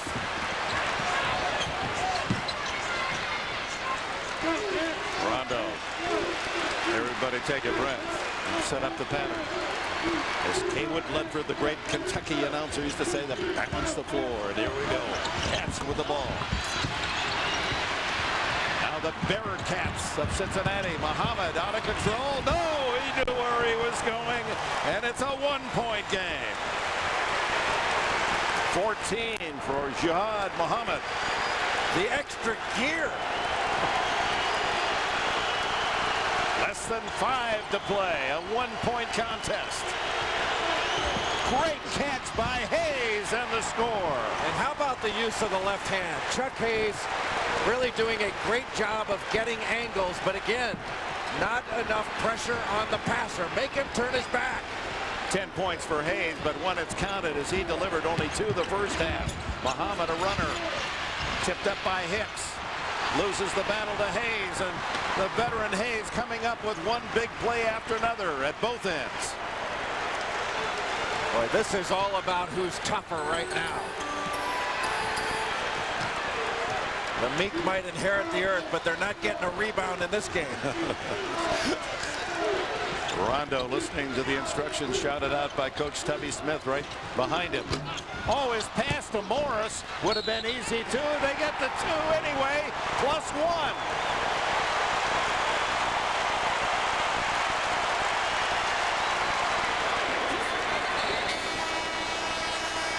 Jason Maxiel's 4th foul.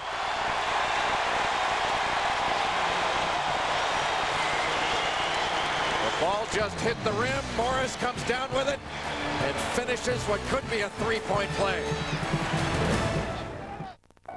I want to taste my beer, but I can't. Every year, thousands suffer from taste loss. Look for the clues. Does your buddy smack his lips incessantly? Does your boyfriend act fidgety?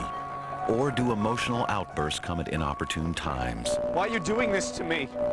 Get the facts at PreventTasteLoss.com and protect yourself with great tasting, less filling Miller Lite. I've held it inside for so long. Miller, good call. We got gas too, man. Chips, $3. Frozen beverage, $2. Gas, $31. Starting a new life together, priceless. Rekindling a fire that never went out. Satisfying a much-needed slushy fix? Priceless. There are some things money can't buy. For gas stations, there's MasterCard. We switched to fair and flexible at Sprint because our old wireless company charged these huge fees for going over our minutes on our family plan. So we had a family meeting, took a vote, and decided it was all Wendy's fault. Yeah. But she suggested Sprint, so it all worked out. Good call, Wendy. Thank you. No more huge overages. Sprint automatically adds anytime minutes as you need them. Every 100 minutes costs just $5. Others charge $35 or more. Sprint PCS. Now that's better.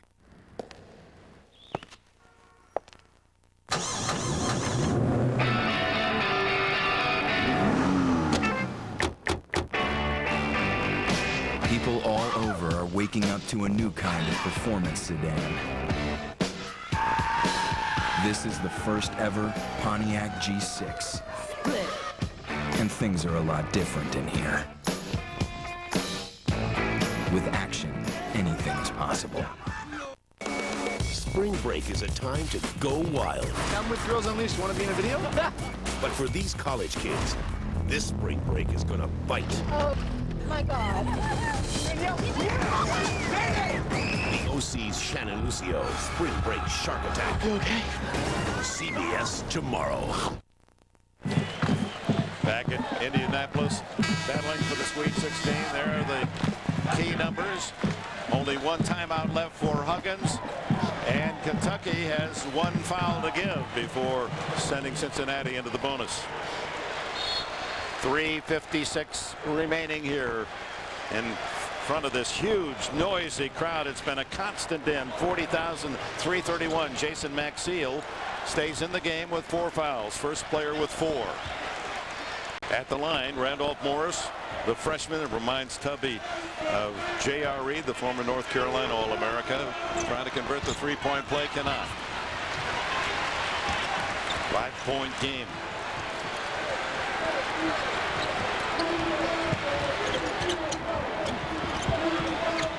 White into Maxiell. Every time Maxiell touches it, they're coming with a double team from the guard spot. Hayes is out on the guard, Muhammad. Oh, bad pass.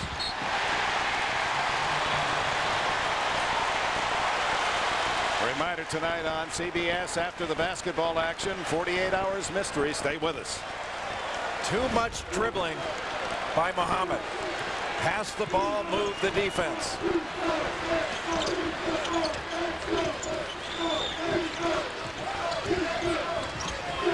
They got the long arm White on Patrick Sparks. Morris way off the mark.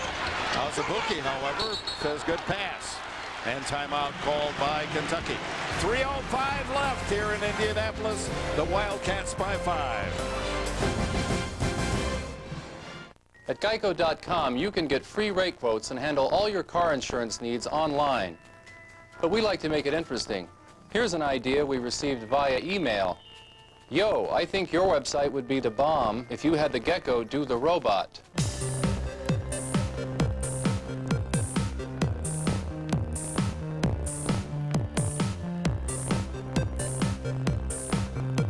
Geico. 15 minutes could save you 15% or more on car insurance.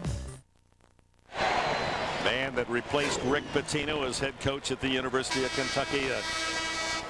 A storied program. It's a great job, but boy, there are some pressures that come with it. I mean, this is it's a religion, basketball in the Commonwealth, and as Tubby said, just winning a title in your league is fine, but they play for championships at Kentucky, and they're playing for next week's Sweet 16 round. Azubuike leading the way with 16, and Rondo, the freshman guard, with 15. Williams has 16 for Cincinnati. Muhammad 14. But Shahad Muhammad has been guilty of trying to do a little too much here in the last 2-3 minutes. Yeah, last couple of possessions, especially the last one, just dribbling in one place. Too much bounce, not enough pass.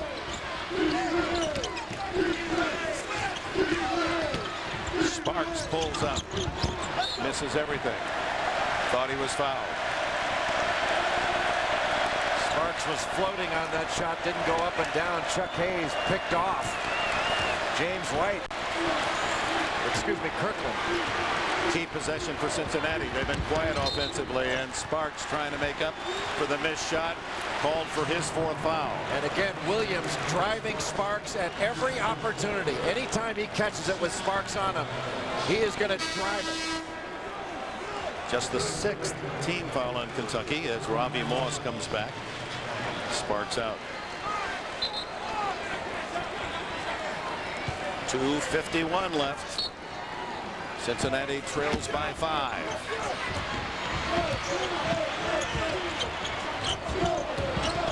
Muhammad. Another miss.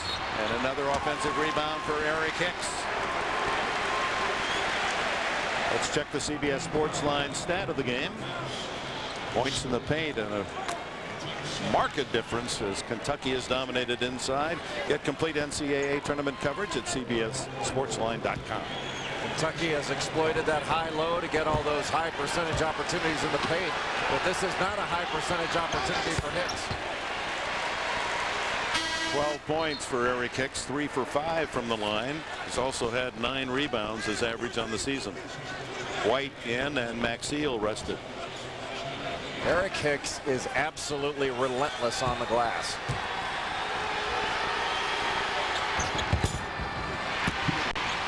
Rebound by Randolph. 4-point lead.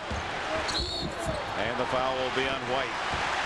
Not a smart foul. Rondo was going to have an issue getting it across without a 10-second call. Takes the Cincinnati foul count to 9, so the next one will put Kentucky into the double bonus, and Maxiell didn't stay on the sideline long. Replaces White. Rondo to the line. Rondo and Morris, the two McDonald's High School All-Americas, making the starting lineup for Tubby Smith in their freshman year. Joe Crawford comes off the bench, another McDonald's All-America. And Rondo has been nothing short of outstanding tonight. That's his 16th point to go with 7 assists.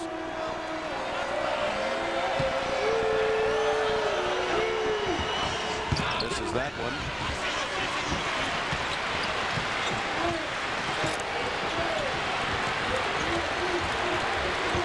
Plenty of time left in this game. Cincinnati doesn't have to do anything spectacular, just solid. Muhammad, he's taken over the game, and he misses again. So he's had several misses and a bad pass here in the last 3-4 minutes. Hard to understand how that wasn't a walk.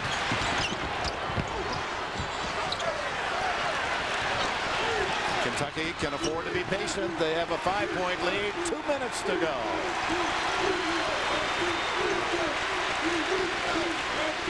Kirkland on Azubuike.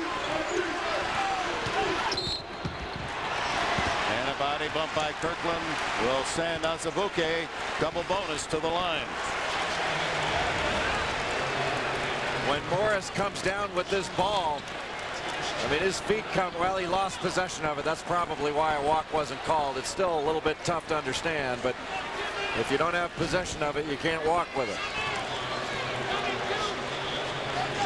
Better than average free throw shooter. Clement, pride and joy at Tulsa. Young man born in London.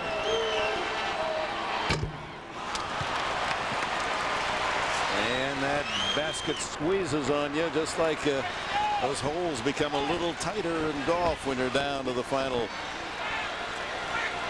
few holes, the finish of a big championship. So much riding on this to get to the Sweet 16. He gets the second one. 2-possession game, but 6 points is a big lead as Cincinnati's missed 7 of the last 8. Most of those taken by Jihad Muhammad. They need to think about going into Maxiell. Kirkland pulls up and he misses. Maxiell rips it down. Williams for 3. Azubuike. They try to tie him up, and they get the foul. It'll be on Eric Hicks. I'm not sure that shot initially was what Bob Huggins was looking for. Huggins screaming for a foul. And he's not happy with Williams either. He was so far away from the basket when he took the shot. Eric Hicks commits his 3rd foul, and Azubuike back at the line.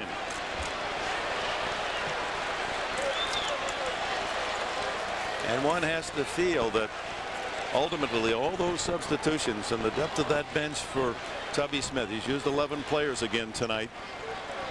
Bob Huggins admits, you know, I've got maybe 7 or 8, and eventually the fuel runs low for the Bearcats. It wears you down. Like in a championship fight, absorbing body blows over 15 rounds. At the end of the fight, it really takes its toll. Now a 3-possession game, 7-point lead for the Wildcats.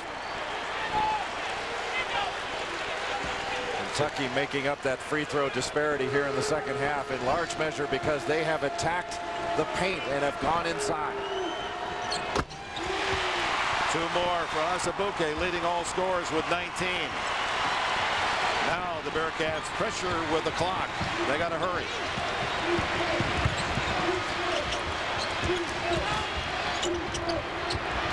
Maxiell. And they're going to call it out of bounds to Cincinnati. If you want to get a rebound in this game, you got to be a man. everything is contested. Cincinnati's missed 10 of their last 11 shot attempts. Bad time to go cold, but that's when those legs weary don't quite support those long shots the way they did early. That's exactly what it is. At the end of a game, you get worn down. That's what Kentucky's defense does to you. You heard Huggins shout out, play 5. Here it is. Williams tries the 3. Ball just won't go down for the Bearcats. Randolph picks off the rebound. 104, 103 left. Kentucky by 8 with the ball. What was that? No whistle?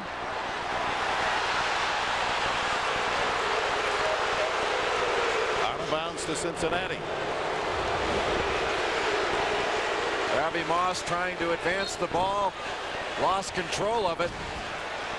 Looked like it could have been a foul, could have been a walk. Muhammad for 3, desperate 3. Williams, 48 seconds left. Kirkland for 3. Just gone ice cold at the wrong time, Cincinnati. How about Hicks? He misses everything. Kirkland can't hit. Randolph with a block and the foul. And listen to these Kentucky fans.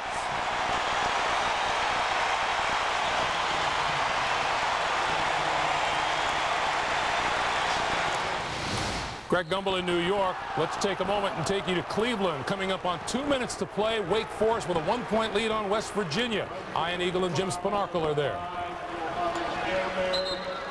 2:16 to play. Wake Forest 70, West Virginia 69. 2 free throws coming for Teron Downey as Joe Airbear was called on the foul out near midcourt. West Virginia team with John Beilein, a team that was down 13 at the half against a team like Wake Forest, where most people might think, hey, you know what, we're going to go up and down all night long with Wake Forest, a team that scores 85 points a night. Beilein's squad sticks around, they execute, they methodically work at the offensive end, and so far so good for them to hang. Downey hits on the first free throw. Wake Forest has kept West Virginia at arm's length throughout the evening. The only lead that the Mountaineers had was 6-4 early. Since then, Wake has been in front, and their biggest lead has been 14. Right now it's 3 with 2:16 to go. See if that arm's length shortens a bit. Collins playing with 4 fouls, watched by Paul. Fisher, he's come up big tonight for West Virginia, both ends of the floor. Wait, Airbear against Gray. Wade continues to come out. Nice look for Fisher. Fisher slipped to the rim, and he banks it in. Terrific timing on that set. Airbear really playing solid basketball, delivering the goods to Fisher, who waited, timed it, and at the end of that play, recognized the little guy sneaking in to go straight up. Williams is wide open down low, too. 11 points for the senior Dior. Fisher back to a 1-point game. 1:34 to go. West Virginia wants to run this out to the perimeter. Paul, kick out. Gray, jump shot. Too strong, an air ball. Williams was there. Out of bounds. West Virginia ball with 1:24 to play. The number 2 seed, Wake Forest Demon Deacons, leading West Virginia by 1. Collins able to buy that time with the 4 fouls. Now can run the traffic down with a minute and change left on the clock. 72-71 Wake. Have to be careful with every pass. There's the backdoor cut. Inside the 2-handed slam. You're just not supposed to do that, Ian, with the big guy playing the point center position. What a fabulous pass and setup by Fisher and company. Under a minute to go. West Virginia gets as much mileage out of their 2 big 7-footers. Pittsnoggle shooting. Then look at this backdoor cut, and Fisher with the dribble pass. A terrific look. You're not supposed to be able to do that as a big guy.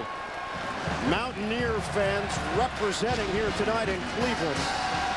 It's a 3-hour drive from Morgantown on I-77. And they have seen the Mountaineers come all the way back West Virginia has hit on 4 of their last 5 field goal attempts. In the first round, Sally the block on Nate Funk, and then Sally the other way for the slam to put West Virginia in front. Funk had an opportunity at the buzzer, but was unable to hit the 3, and West Virginia survived it against Creighton, 63-61. Outside, Paul. 44 seconds to go. Gray, penetration to the corner. Downey, no good. It's rebounded by Collins, and a foul called with 37.7 left. The guy who just buried his last 2 at the trips to the line, Collins, will go back.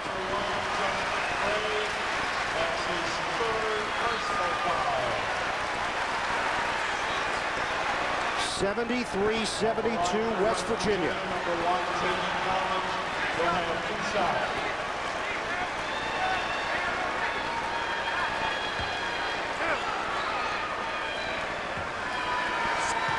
J.D. Collins at the line. First one. He's got it. 57% shooter. And it gives West Virginia a 2-point lead. He is 5 of 6 tonight from the line. And he is not shooting like a under 60%er. Second one is good. 75-72. Don't have to settle now. Let's see if they go to the hoop. Paul, the floater. That's short. Williams rips it down. And the slam for Williams to bring Wake within 1. They have to start fouling. Good foul right there. A great finish, too, by Williams once again, who has had just a terrific evening tonight with 23 points, 11 of 16 from the floor. He nearly ripped the rim down on that dunk. 75-74 Mountaineers. 27.9 left. Joe Ehrbeer, the junior from Darmstadt, Germany. 69% shooter. Crucial free throws, and he drills the first.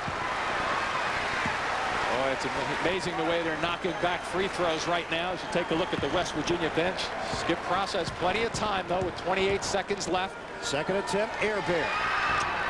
Short. And it's rebounded by Williams. Still want to try to get to the hole if you can. Into the hands of Paul. Trying to find Levy, and it slipped through his hands, out of bounds. It was the right decision by Paul. Levy was open. He really sliced and got up the floor in a hurry. Levy not ready to catch in traffic. Oh, a pivotal turnover for Wake with 21.5 left. West Virginia 76, Wake Forest 74. Demon Deacons felt they should have been a 1 seed in this tournament.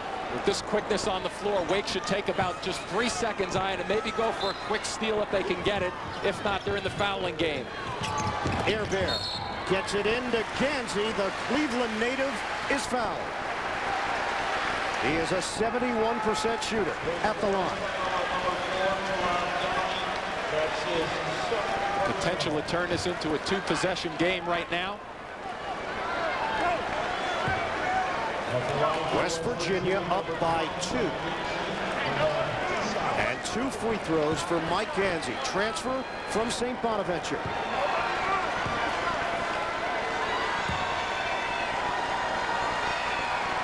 He grew up 10 minutes from this arena. On target.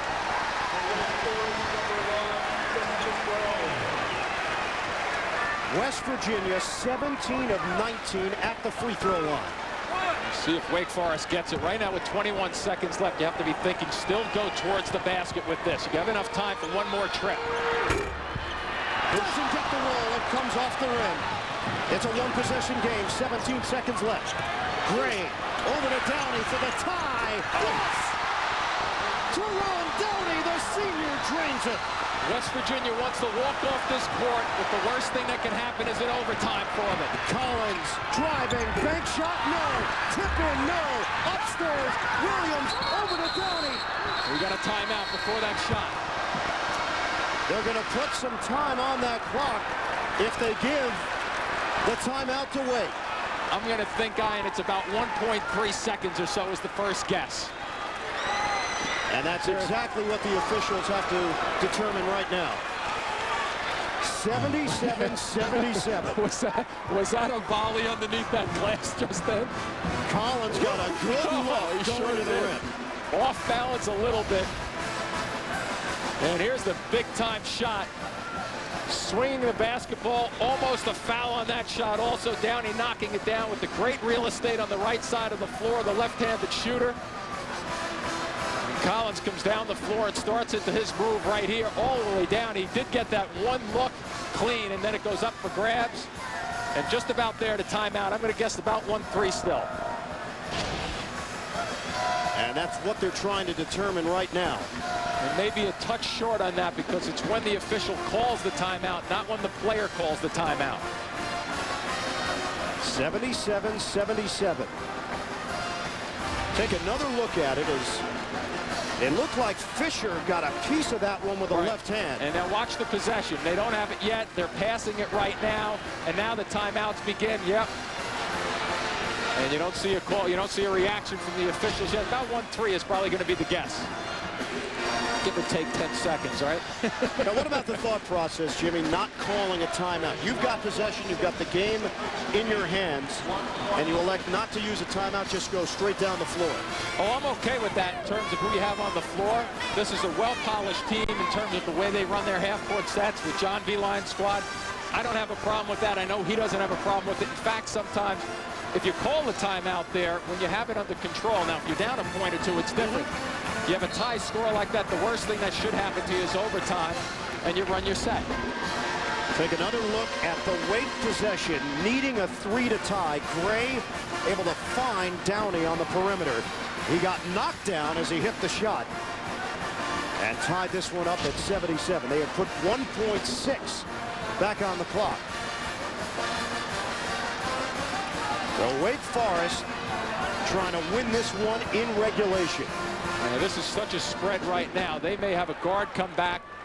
We've seen teams throw the long baseball and look for the turnaround, top of the key type jumper. One official tells the Wake Forest bench to settle down and sit down. 77-77. Levy with 1.6. Must protect the deep pass. To Strickland. Throws it up at the buzzer, short. Whoa.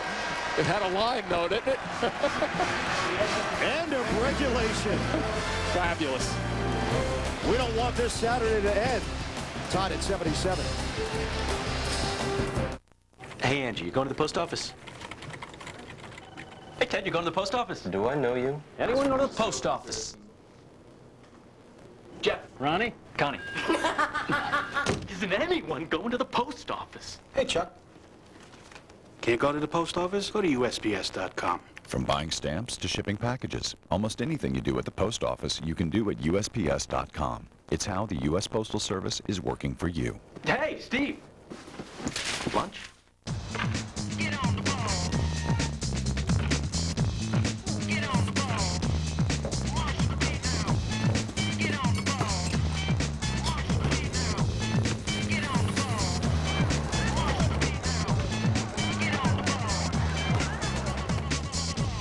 That time of year again.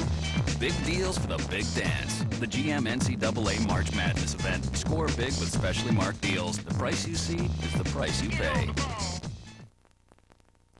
Now this West Virginia team is gritty. They were able to get a win in the first round against Creighton. A thrilling victory, 63-61. They come all the way back here against Wake Forest, only to see the Demon Deacons hit a 3 late to tie it. Overtime records, Wake Forest 0-2 in overtimes this season. 2 of their 5 losses have come in OT. Last time they played an NCAA tournament game that went to overtime, have to go back to 1984. And you can have one of 2 perspectives, Jimmy, if you're Wake Forest. One, happy to be here, considering the fact you were down 3 late. And didn't have the ball on the last possession. Or upset at yourself for allowing that 14-point lead to evaporate and allowing West Virginia to hang around in the second half? If I'm Skip Prosser, I take the first of those, the positive. Hey, guys, we have a chance to win this game. Forget about what's happened. Now you have 5 minutes. It's a new basketball game. Very important, this first 90 seconds, to who's going to establish themselves. See if Fisher gets up quickly here, too. A little size advantage, but Levy can get off the floor. And it's controlled by Wake. Texas Tech is waiting in the Sweet 16 in Albuquerque after they knocked off Gonzaga and upset earlier today. Here's Paul in the half court for Wake. Levy looking to hand it off. Wow, that might have been a step. Yeah, it was. He traveled. He stepped to catch the ball after he caught it, established the pivot foot, and stepped again in the face. That's a good call. So a mistake by the senior. See, there's the first step. His left foot is his pivot foot, and now he picks it up. It's close, but I think it's a good call. And Wake turns it over. First possession of OT. 14th turnover of the night. They are tied at 77. Sally, Airbear, Collins, Fisher, and Gansey for West Virginia. Matchup defense right now. Wake, nice decision. Gansey, touch pass. Fisher's jumper. He cans it. Is he ever having a game this evening? This may be the game of his life at West Virginia, the way he's playing. And I'm not even talking statistically, I'm just talking the way he's playing with confidence out there. Major impact, senior from Philadelphia. Levy, unable to answer, tracked down. Downing wants to shoot it.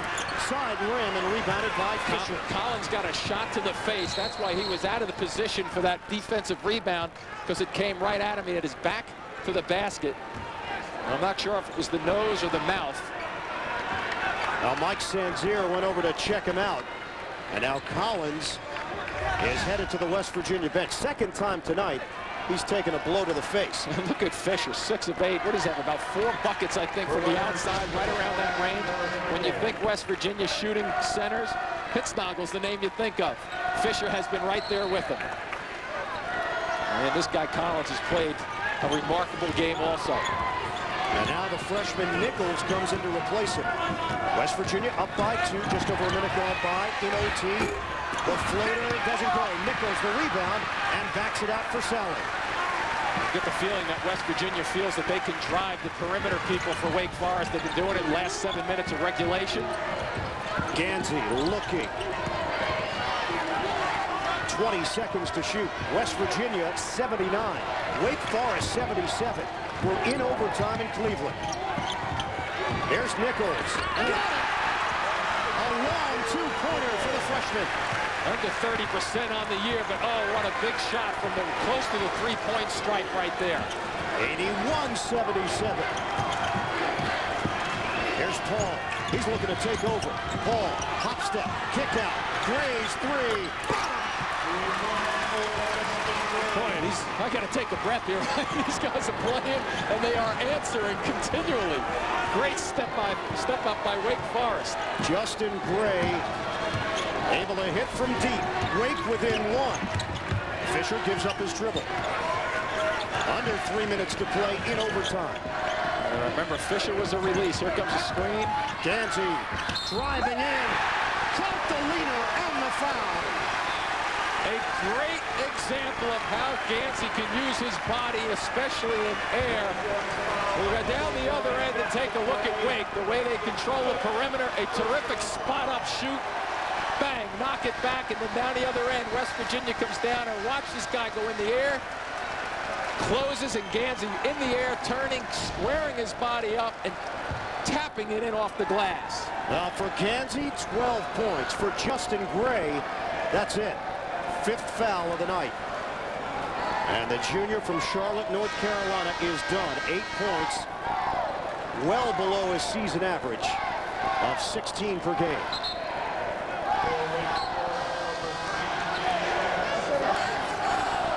Mike Gansey's parents, Tony and Gail Mazzella, grew up in Olmsted Falls, Ohio. And a chance to convert at the line and extend the West Virginia lead to 4. And you know what's one of the interesting things with West Virginia, they, as a team, and other with John Beeline earlier in the game when he got teed up, they really don't show any emotion. They just go about their business. I'm sure they're having fun because they're winning and they're having fun playing the game, but they don't show you that they're breaking. They don't show you that they're too high. And Gansey misses the free throw. Collins is back in there for the Mountaineers. It's a 3-point game with 2:32 remaining in overtime. Downey. Strickland now in there for Wake Forest. Well, the big front line down low. Levy and Williams are going to be a factor if they keep sliding out. Paul, kick out. Downey hit the big shot at the end of regulation. Paul, he's got it, a 3. They're a number 2 seed for a reason. They're not going away either. And he tipped your hat to both of these teams right now, hitting huge opportunities at each end of the floor. We are tied at 83. Drive by Collins. He finds Gansey for the layup. Perimeter guys are really breaking Wake Forest down defensively. They're getting a lot of mileage off the dribble. And Sally with the bump out front with Paul trying to do the same exact thing. Both of these teams playing smart basketball, driving it towards the middle of the floor and kicking out as a secondary option. And the 4th foul on Tyrone Sally. As Paul took it to the rim and limping just a little bit after the contact. Chris Paul will shoot a pair. 83% shooter, the sophomore. And good on the first. Tomorrow on CBS, a fun-filled Florida Beach invaded by college co-eds and killer sharks. The OC Shannon Lucio stars in Spring Break Shark Attack tomorrow on CBS. Chris Paul, 2 out of 2 for Wake Forest. And we are tied at 85. Remember, Fisher has been a great release as a big guy passing the basketball. Collins, pull up jump, off the mark. Strickland battling underneath with Gansey, and a foul called.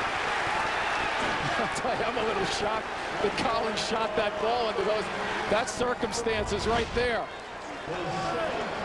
He lets it fly from long range, only about 33% from the stripe. And once again, a big rebound opportunity for Gansey. Watch how quickly he gets up. Strickland up over the top. And Gansey at the free throw line. He is 2 of 4 tonight, 71% shooter. And gets the roll on the first. West Virginia back in front. That's what the rim is up there for, to use it.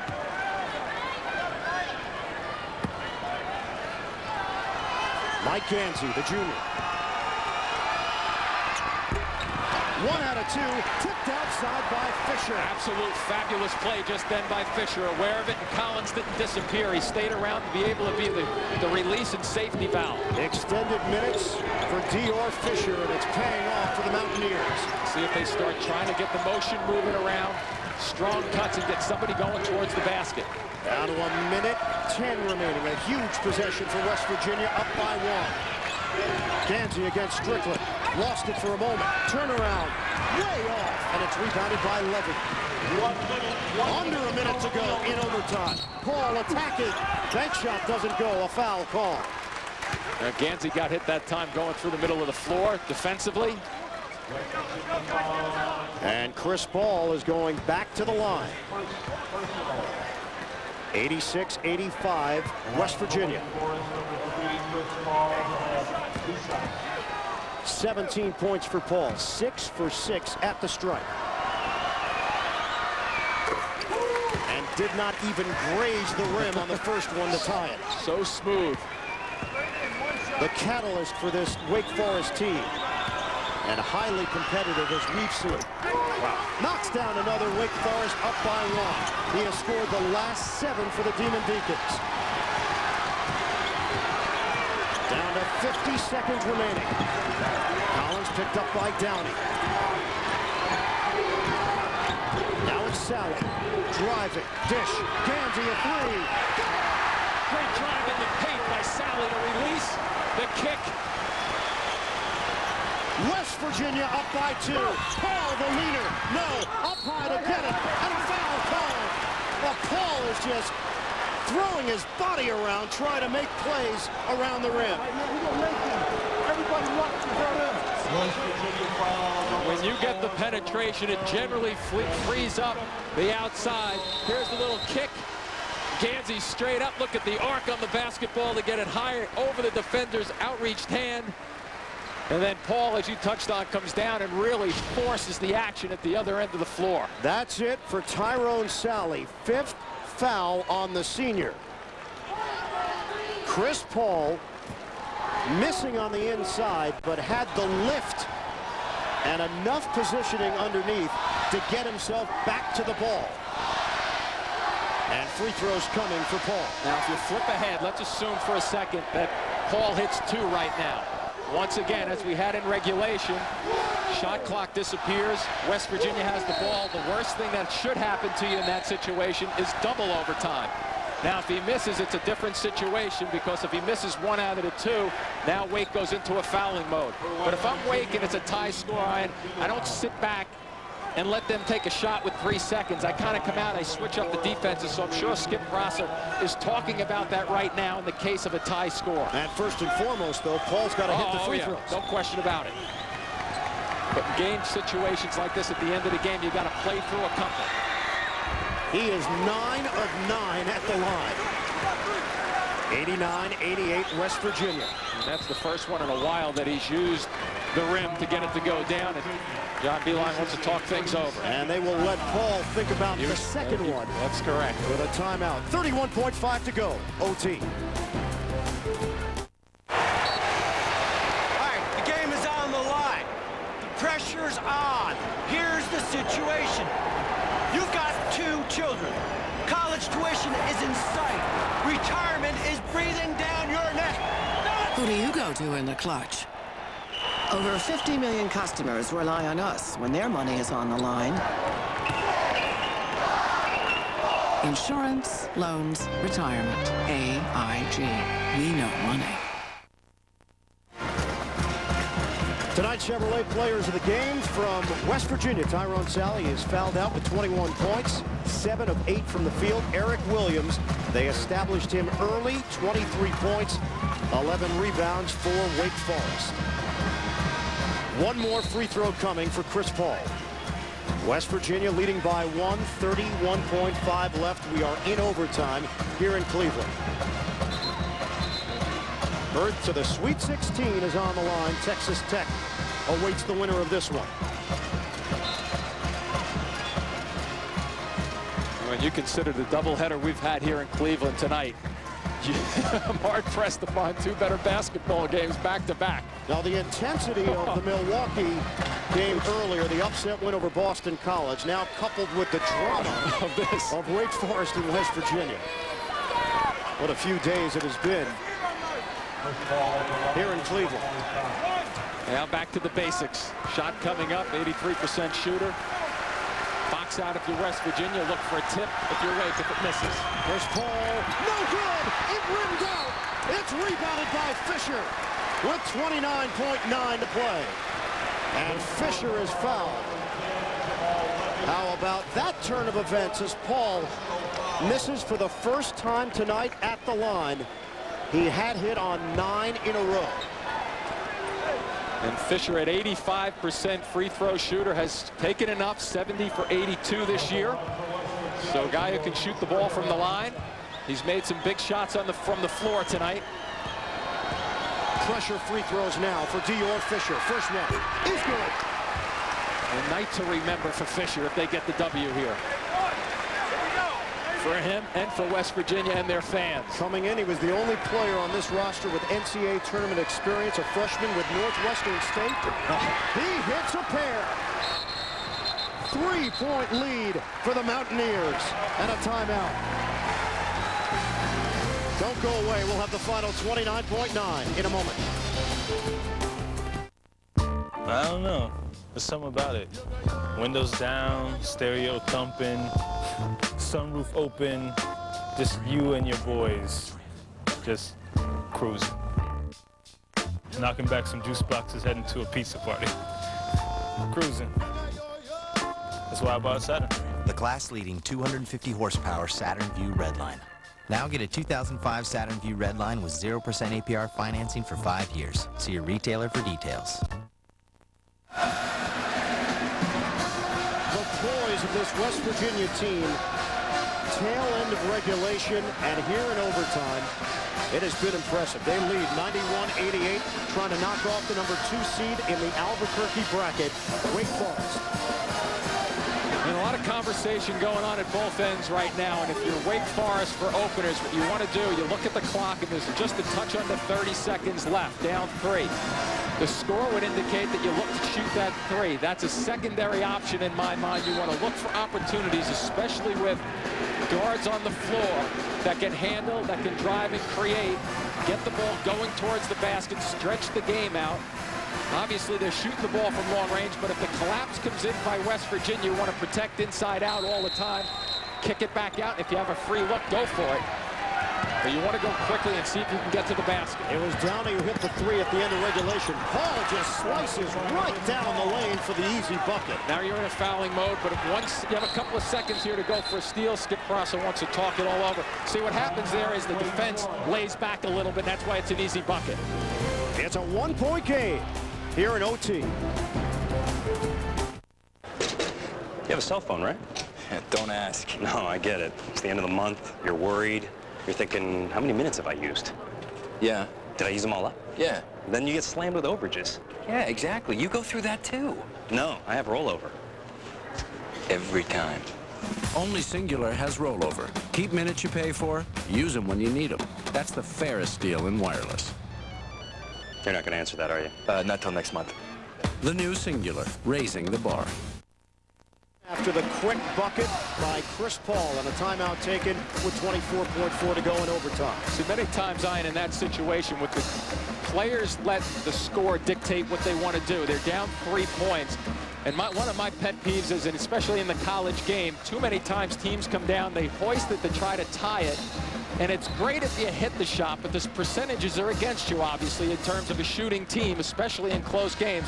When they go in, everybody says, hey, that was a great shot. But for the most part, you want to play the percentages. Now they still have 24.4, and West Virginia, if they can inbound it, get it cleanly, still has to win this game at the free throw line. Air Bear, the trigger man. Got to get it in quicker. And they find Gansey. They didn't give the foul right away. And now they do, with 22.6 remaining. Strickland looked over his shoulder. His eyes almost came out of his head. I didn't touch anybody. And Gansey is headed to the line. Well, they just barely got it in before the 5-second clock. Yeah, there's a foul in there. There's no question about it, and that's what they have to do. But not much time off the clock, so well executed from a defensive standpoint. Well, the foul on Strickland. And the local product, Mike Gansey. See, you want to, if you're down in situations like this, you want guys, they know what stage they're on. Make them shoot. First one, drains it. A big answer from Gansey right there. The next one, obviously a big one, but I still think the same strategy can be put in play by Wake Forest if they're down 3 right now if he hits this. Mike Gansey. He knocks down a pair. And back to a 3-point lead for West Virginia. Great shooting, great poise from both teams down the stretch here at the free throw line. See if they can keep Paul from getting to the box right now. Nichols draws the assignment. Paul hands to Downey. This is for the tie. He buries it. Wow. A little exchange at the top. Same situation for West Virginia right now, Ian. You want to go into double overtime, worst case. Let's see if they hold off until about 5 seconds and then go for the attack. 5 seconds left. Gansey, pump fake. Backdoor. Airborne. Rejected. Williams negates it as time runs out. You will not get a better backdoor under those circumstances, and you will never get a better block under those circumstances. Double overtime is coming. 93-93. We'll come back. Later on, LeBron James is here, and we'll have this, something like that. Let's just run through it. Yeah, okay. No, I think it's sold out, actually. Let me just start like that. Whoa! Are you guys rolling on this? Yeah. That's a 90-footer. Wow. That is amazing. Oh, my.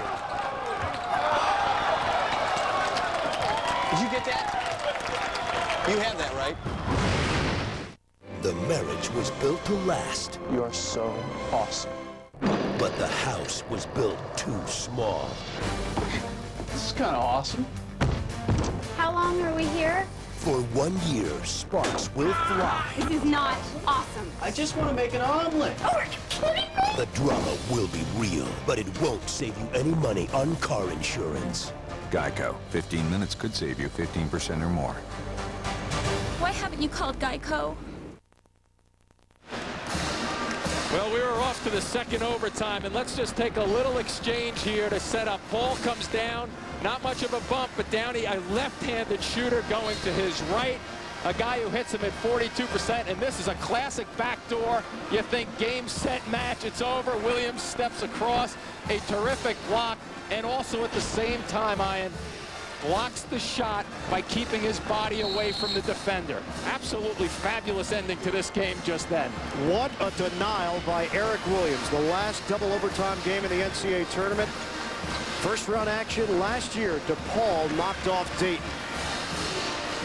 What's on the line here? A trip to the Sweet 16. The number 2 seed, Wake Forest. And the number 7 seed, West Virginia. Albuquerque bracket tied at 93. At the beginning of the first overtime, Ian Fisher got his hand on the basketball, but they didn't get the ball. So now they have a triangle set up right here. Good job. Better execution to get the first possession. West Virginia controls it. Beeline is in there now for the Mountaineers.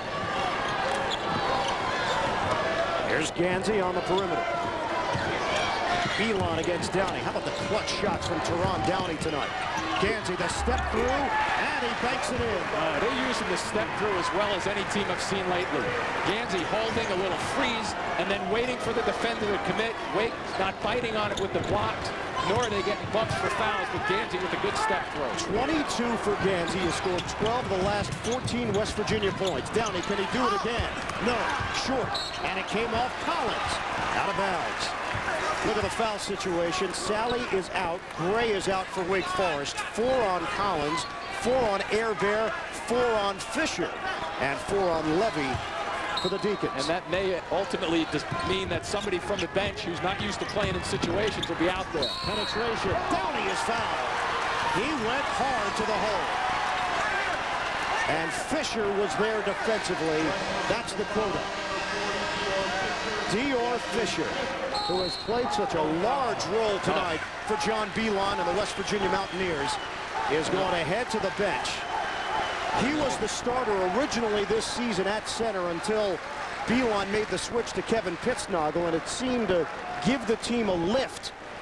But tonight, it was Fisher who gave the team a jolt. And I'll tell you this, in terms of the majority of the people here, West Virginia fans, I think a lot of them got up and stood up and gave him a standing ovation. The West Virginia fans recognizing just what kind of effort he put in there. I think the rest of the people are just so tired they can't get out of their seats.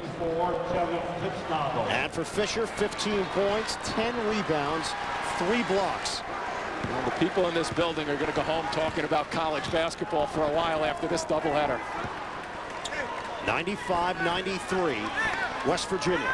And Downey at the line for a pair. Mike Gansey had 10 points in regulation. He has put up 12 points in the extra session so far. Teron Downey, 87% shooter, the senior. And he gets the roll on the first. Wake Forest down by 1. So how does the offense change now for West Virginia with Pittsnoggle in there as opposed to Fisher? Well, there's a good miss right there by a very good shooter. Differences are they'll still release him outside. Keep in mind, he's a better long-range shooter.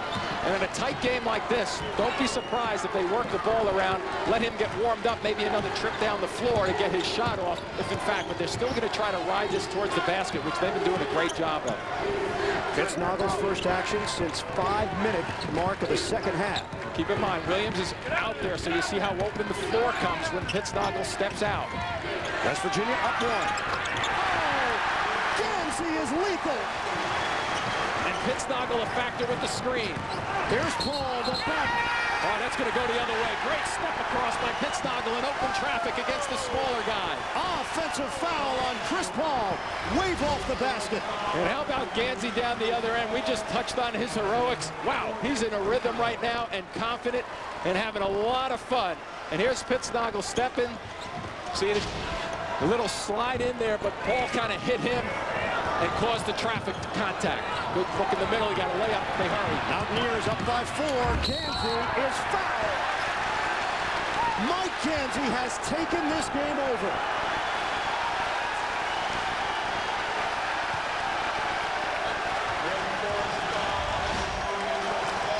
A good look by Collins to the middle of the floor. Pistnagle clears, and what happens? Gansey recognizes it and challenges the vacated spot by Pistnagle. Back-to-back fouls now on Chris Paul, and that's number 5. Chris Paul, his evening is over. 22 points for Paul. 9 assists, 6 rebounds, and 2 steals. And the leadership on the floor now falls to Teron Downey. No Justin Gray. He is already fouled out. Chris Paul will join him on the bench for Wake. 98-94 West Virginia. Gansey is going to the free throw line with 3:24 to go in double overtime. And now Wake is down to their next tier of players, like I mentioned before with the foul troubles, Ian, the guys who are not so comfortable in situations like this. But don't forget, look on the right side right there. There's 3:24 left, so there's plenty of time in this game. Gansey obviously with some big free throws. Gansey. He hits the first. 99-94 Mountaineers. The starting backcourt of Chris Paul and Justin Gray out of the game. Both have fouled out. And West Virginia has just opened up a 6-point lead. If you told me West Virginia was going to score 100 points tonight, I'd say you're crazy. Downey fouled in the act. And Teron Downey will shoot a pair. J.D. Collins called on that foul, and that's it for him. So now West Virginia loses its floor general at the 3:14 mark of double OT. Did you bring your basketball shoes? You may get some run tonight. You're a point. Both teams now have to worry about exactly who's available. I know, they're getting down there. 5 disqualifications overall. 3 on West Virginia. Collins, Sally, and Fisher. 2 for Wake Forest, and an important 2, Gray and Paul. Levy is on the brink. Air Bear has 4 for the Mountaineers. Wake Forest talked at great lengths about how they felt disrespected before this tournament began. Thought they should have been a 1 seed. Skip Prosser made no secret about that fact. And here they are now, trailing by 6 in double overtime against the 7 seed in the Albuquerque bracket, West Virginia. A team that, before the Big East tournament, was on the NCAA tournament bubble. Downey. He nails the first. You were 100% right about West Virginia until they got that late roll going at the end of the year. They were up and down a little bit, had some good wins against Big East competition. And Downey goes 2 out of 2. But to say they're going to get 100 points and Wake is going to be knocking on the door of 100 is not West Virginia basketball, let's face it. They came in averaging 70 points per game. Good little trap, 1-2-2, looking to make some action here. Looking for a deflection, a turnover. And now pressure on the freshman Nichols. He's in. Air Bear. He can't convert from the outside. Bodies went flying. Levy and Gansey. Downey forcing his way in. Offensive foul. Teron Downey. That's a good no call down the other end of the floor, and the right call down here with Downey. Even though the defender is moving a touch, does Downey cross into him? Yep, I think so. That's number 3 on Downey. They have to continue with this 1-2-2 to try to get a deflection. They better hurry and get it across. And they do. Nichols, Beeline, Gansey, Air Bear, and Pistnagle for West Virginia. 2:40 to go. We are in double overtime in Cleveland. West Virginia has to start showing something like they want to go after it. Pittsnagel. Got it. A three. Fisher doesn't give that to him, but Pittsnagel rips away at 40% on the season. He's a threat, and boy, they better come find him. Strickland thought about it, drives in, and draws the foul. Pittsnagel there.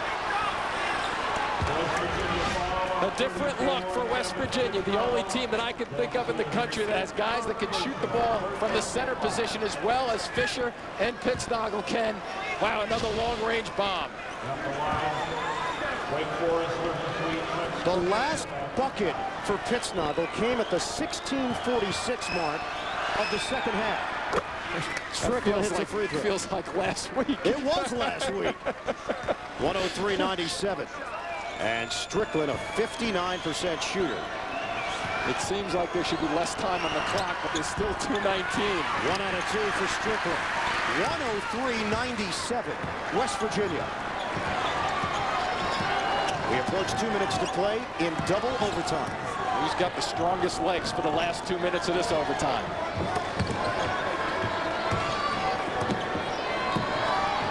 Gansey way outside, 15 to shoot. Wake desperately needs a stop on the defensive end. Gansey, the drive, the pump fake. Here's Nichols. The jumper doesn't go. And rebounded Downey. Scrappy play. Great play by Downey to get back into the set. He feeds underneath. Strickland has it blocked. Nichols from nowhere on the block. Oh, what a huge defensive play for West Virginia. Yep, then they got a foul. That's a good decision to start fouling early rather than late. But Strickland thinks he has one. He gets by the big fella Pittsnagel, but wow, does Nichols react defensively right down the middle. The delayed defender coming in. Big-time rejection right there with a 6-point lead. A freshman from Radford, Virginia. The only reason he's on the floor is because J.D. Collins fouled out. Free throw. Nichols nails it. 104-97.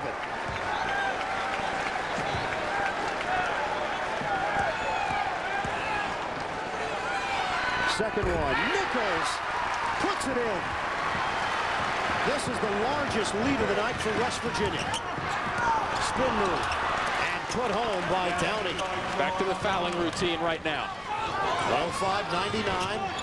They tried to foul Gansey, and they handle the pressure. Nichols rushes across. He didn't see Strickland from behind. Ellis has got it for Wake Forest, and a turnover from West Virginia. See if he goes right to the ball. And a carry. Oh, boy. Teron Downey called for carrying the ball at the 106 mark of double overtime. You carry it and make an advantage. Let's see if it's an advantage for him. Well, I've been seeing that a lot lately.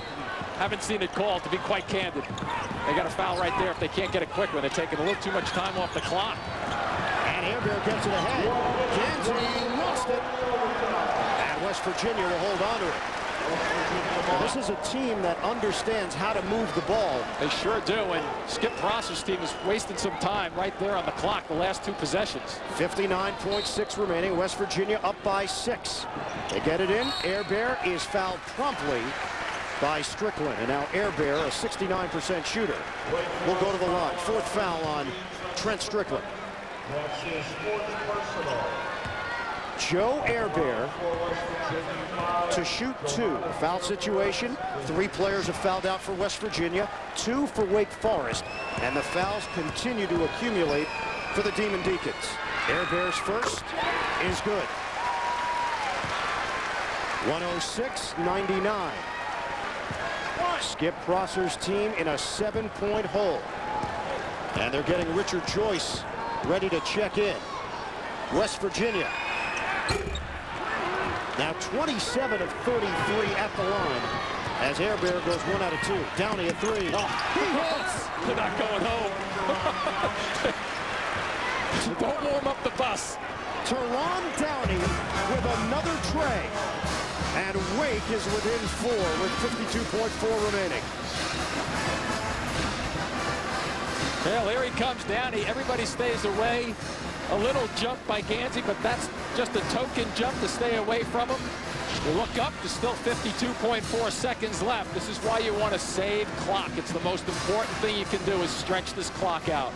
A new career high for Downey, 24 points. Tomorrow on CBS begins with America's #1 news magazine, 60 Minutes, followed by a new cold case. Then, a Florida beach is invaded by killer sharks in spring break shark attack. It's all here tomorrow on CBS. Teron Downey is 5 of 11 from three-point range. In the absence of Chris Paul and Justin Gray, he has scored 11 of the last 12 Wake Forest points. It's a 4-point game. West Virginia 106, Wake Forest 102. 52.4 left to play. We are in our second overtime of the night. What's the thought process for Wake Forest now? Well, it's not unlike what the situation's been against them. Obviously, they're down 4. They have to use this clock and stop it as much as possible. They can go, and they've been going for the steals a little bit. But at the same time, I think what they want to do is go steal and make sure they come out of the non-steal successfully with a foul. Air Bear gets it in for Johnson. Right now. Nobody there. Double team comes. Back to Air Bear. Up ahead, Nichols, and the freshman is fouled. Scott Feather into the game for that specific reason, to give a foul. And Downey will check back in. Darius Nichols at the line. 106-102. Only 33 attempts coming into tonight's game. And Nichols is short. At some point, the inexperience can catch up to you. Well, and that's why you have to look at attempts over the course of the year, too. At a 79% shooter, has he been in a lot of situations to make many shots as an 80%er or thereabouts? Now 2 of 3 tonight. And it comes off the rim. An opportunity to go right to the hole again if they want. The door is still open for Wake Forest. This is where the different guard play. Nice pass. Dump down. Ellis. No. Tipper. No. Joyce. It doesn't go. Nice tip out by Pittsnoggle to clear it at least. And Wake Forest will hold on to it. 33 seconds remaining in a 4-point game. Well, that was the right attempt. They just could not get the basketball to go in the hoop. And now Williams will come back in for Wake. Once again, guys on the floor who are not used to being in those situations. Strickland to throw it in. 33 seconds left. West Virginia up by 4. In for Williams. Down to 30 seconds remaining.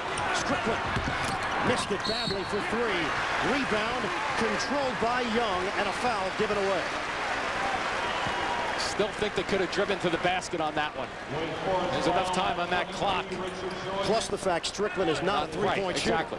27% shooter from long distance. See the difference when you get guys on the floor who aren't in their comfort zones. What do you think Chris Paul would have done right there? Bang, slice, dice, find a way to get to the tin. Frank Young doesn't have a lot of free throws, and it shows on the first. The sophomore from Tallahassee. He had only taken 5 coming into tonight. Second attempt, Young. He splits a pair. And it's 107-102. Here's a three-point guy who's been on a roll. Following the traffic coming down. Downey, can he do it again? Off the rim. Rebound taken by Joyce. Kick out. Nobody there. Tracked down. Air Bear looked wide in. And he gets the layup. 13.1 remaining in double overtime. West Virginia 109, Wake Forest 102. And a great decision by him to take the ball down. Some guys might have thought about stopping, but he was so far ahead of the pack, finished them off on the layup. Downey a 3. He cans it with 8.7. There is no quit in Teron Downey. 109-105, 8.7 to go in double OT. And here's the kick out looking for the 3. Nobody's home except for Air Bear going down the other end of the floor for the finish. He extends his body just a little bit to avoid anybody stripping him from behind. 8.7 left. What a battle this has been. Second round action here in Cleveland. The Albuquerque bracket. The number 7 seed West Virginia leading the number 2 seed Wake Forest. Texas Tech has already advanced on with the upset win over Gonzaga earlier today. I can barely remember, but I believe Wake Forest opened this game about as perfect a performance in the first 3 or 4 minutes against West Virginia.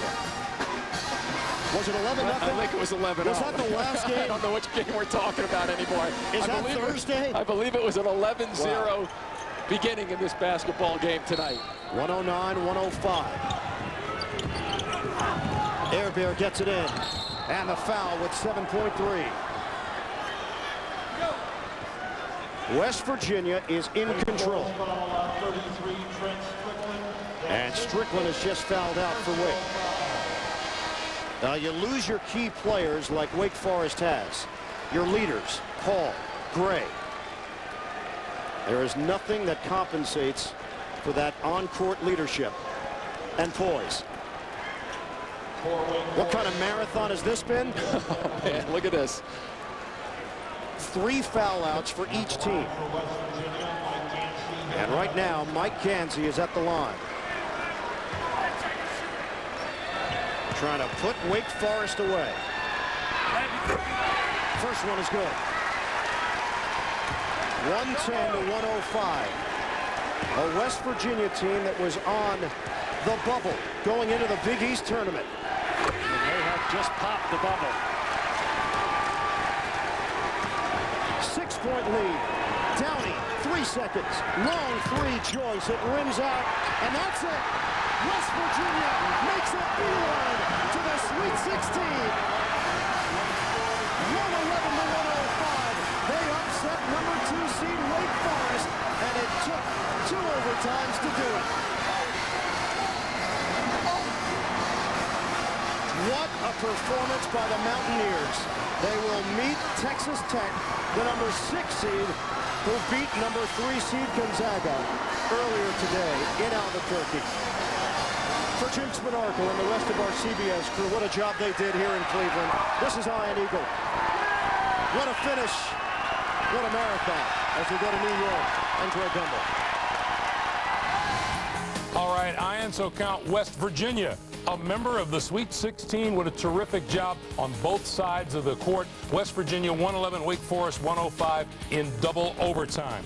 Earlier this evening, not much earlier, the Kentucky Wildcats on their way to the Sweet 16, 69-60 over Cincinnati. The Chevy MVPs of that game were Nick Williams of the Bearcat with 16 points, 4 out of 9 from behind the 3-point line. For Kentucky, it was Kalena Azubuike who had 19 points. He was 6 out of 12 from the field. We'll see you at noon tomorrow as the road to the Final Four continues. Our first matchup of the day, NC State against 2nd seed UConn. That'll come from Worcester, Massachusetts. And then 4 games, including number 5 Villanova against number 4 Florida. Iowa State will meet top seed North Carolina, and the Catamounts of Vermont going up against 5th seed Michigan State. Then we'll wrap things up with 3 games beginning right around 4:45. Georgia Tech and Louisville, Bucknell and Wisconsin, top seed Duke will take on Mississippi State. What a day it has been in the NCAA tournament. We hope you enjoyed it. We did. For Seth Davis, Clark Kellogg, for all of us here at CBS Sports, I'm Greg Gumbel. Good night, everyone.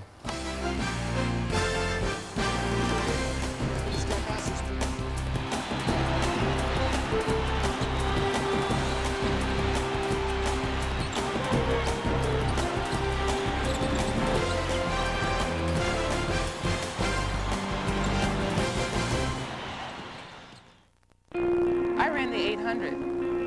I studied mechanical engineering and industrial design. I was a conference champion. I graduated with a GPA of 3.2. It took hard work, discipline, and stamina. And believe me, I rely on those things every day raising my daughter. There are over 360,000 NCAA student athletes, and just about all of us are going pro in something other than sports. The network more people turn to for the best in sports television. The year-round leader is CBS Sports. A tradition unlike any other, the Masters on CBS.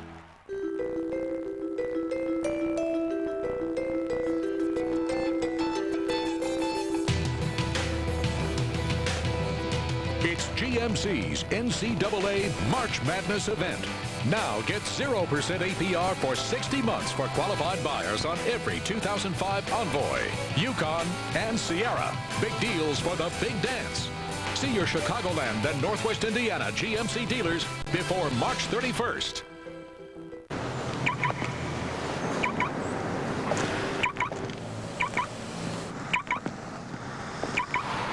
In a world of sameness, you can still maintain your identity. Saab. Distinctively designed, independently inspired.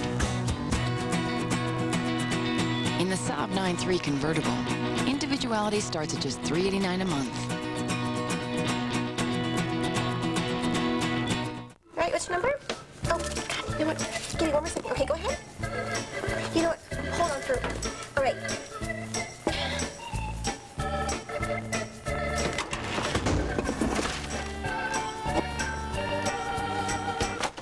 Hey, Chicago, need an easier way to get office supplies? Use your easy button, Staples. From pens to printers, we have all the tools you need to make running your office easier. Visit one of our 8 new locations, including Washington and Wabash and Mundelein. Staples. That was easy.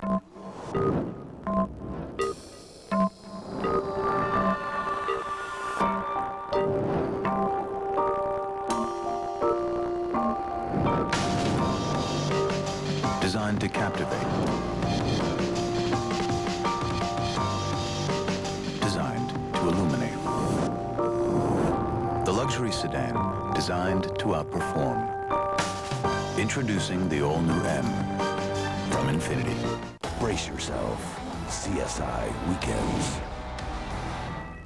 Look at this place. What do these guys have that we don't have? Well, they do have the rotary-powered Mazda RX-8, the Tribute, and the Mazda 6, two-time Automobile Magazine All-Star. And the thing no one else has, zoom, zoom. Okay, we got it.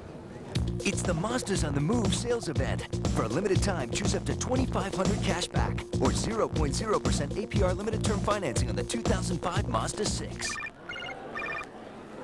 Call you back. See your Chicagoland Northwest Indiana Mazda dealer. Now, the news on CBS 2. They shoot, they score, they move on to the Sweet 16, and oh, how sweet it is for the Fighting Illini. We're going to the Final Four at least, and I think we're going to win it. Hey, you're here. Good evening. I'm John Duncanson. And I'm Sylvia Gomez. The Illini are on the fast track as they march to the Arch. It's a beautiful thing. They blew Nevada out of the water in today's matchup. CBS 2's Mark Malone is in Indianapolis covering the team, and Megan Malachy is in Chicago. Defensive sequence by NC State. No penetration by UConn and an inability to get the ball inside. Inside, Bennerman, turnaround jump shot, no. Villanueva with the rebound. Now, why is Bennerman at 6'4" falling away, fading away, when he's got a Mezion guarding him? Mezion 5'10".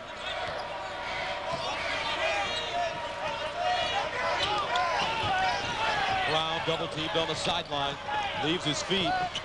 Mezion with a good look. He got as excited as you did. For that he shot. doesn't even have his name on the back of his jersey. And a whistle and foul inside.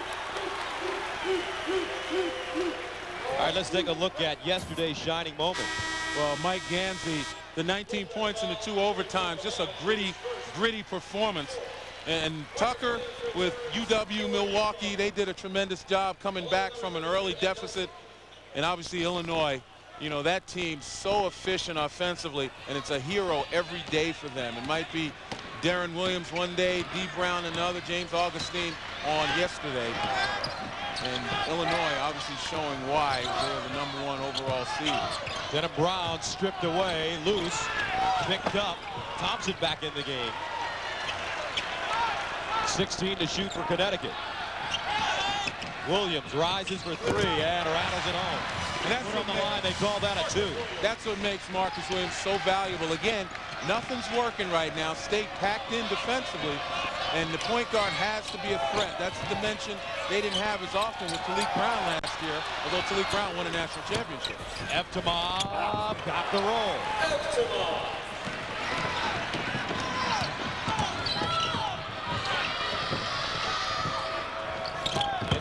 Nelson. Power dribble.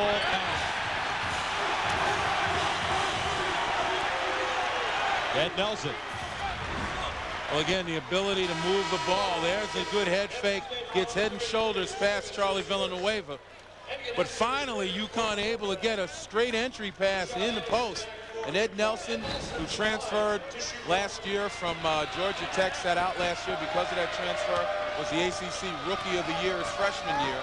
He's finally getting a little more time and getting a chance to show why he was Rookie of the Year. Largest lead of the game now for Connecticut, 21-16. Yeah, that's some Cedric depth. Simmons leaves and takes a seat. Brackman back in. That's some depth for UConn.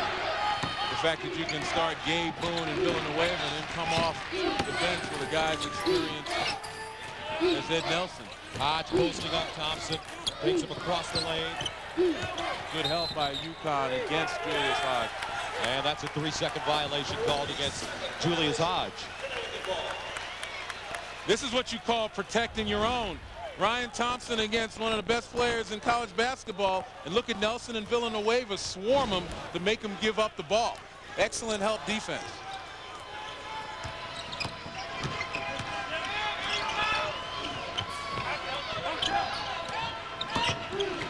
Nasty bounce pass. Stolen away by Bitterman. Not a very good job by Williams. There's one weakness to Marcus Williams' game. It is his judgment. And then they give up the 3 on the other end as that Soar gets it to fall. 22-16 Connecticut. Make it 22-19.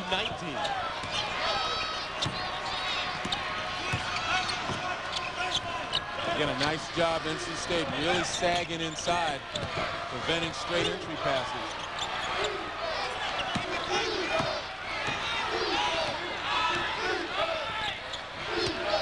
10 to shoot. Anderson takes a look at the clock to lean in 15-footer. Brackman comes up with the rebound, his first. And the freshman Andrew Brackman had a great game, 16 points.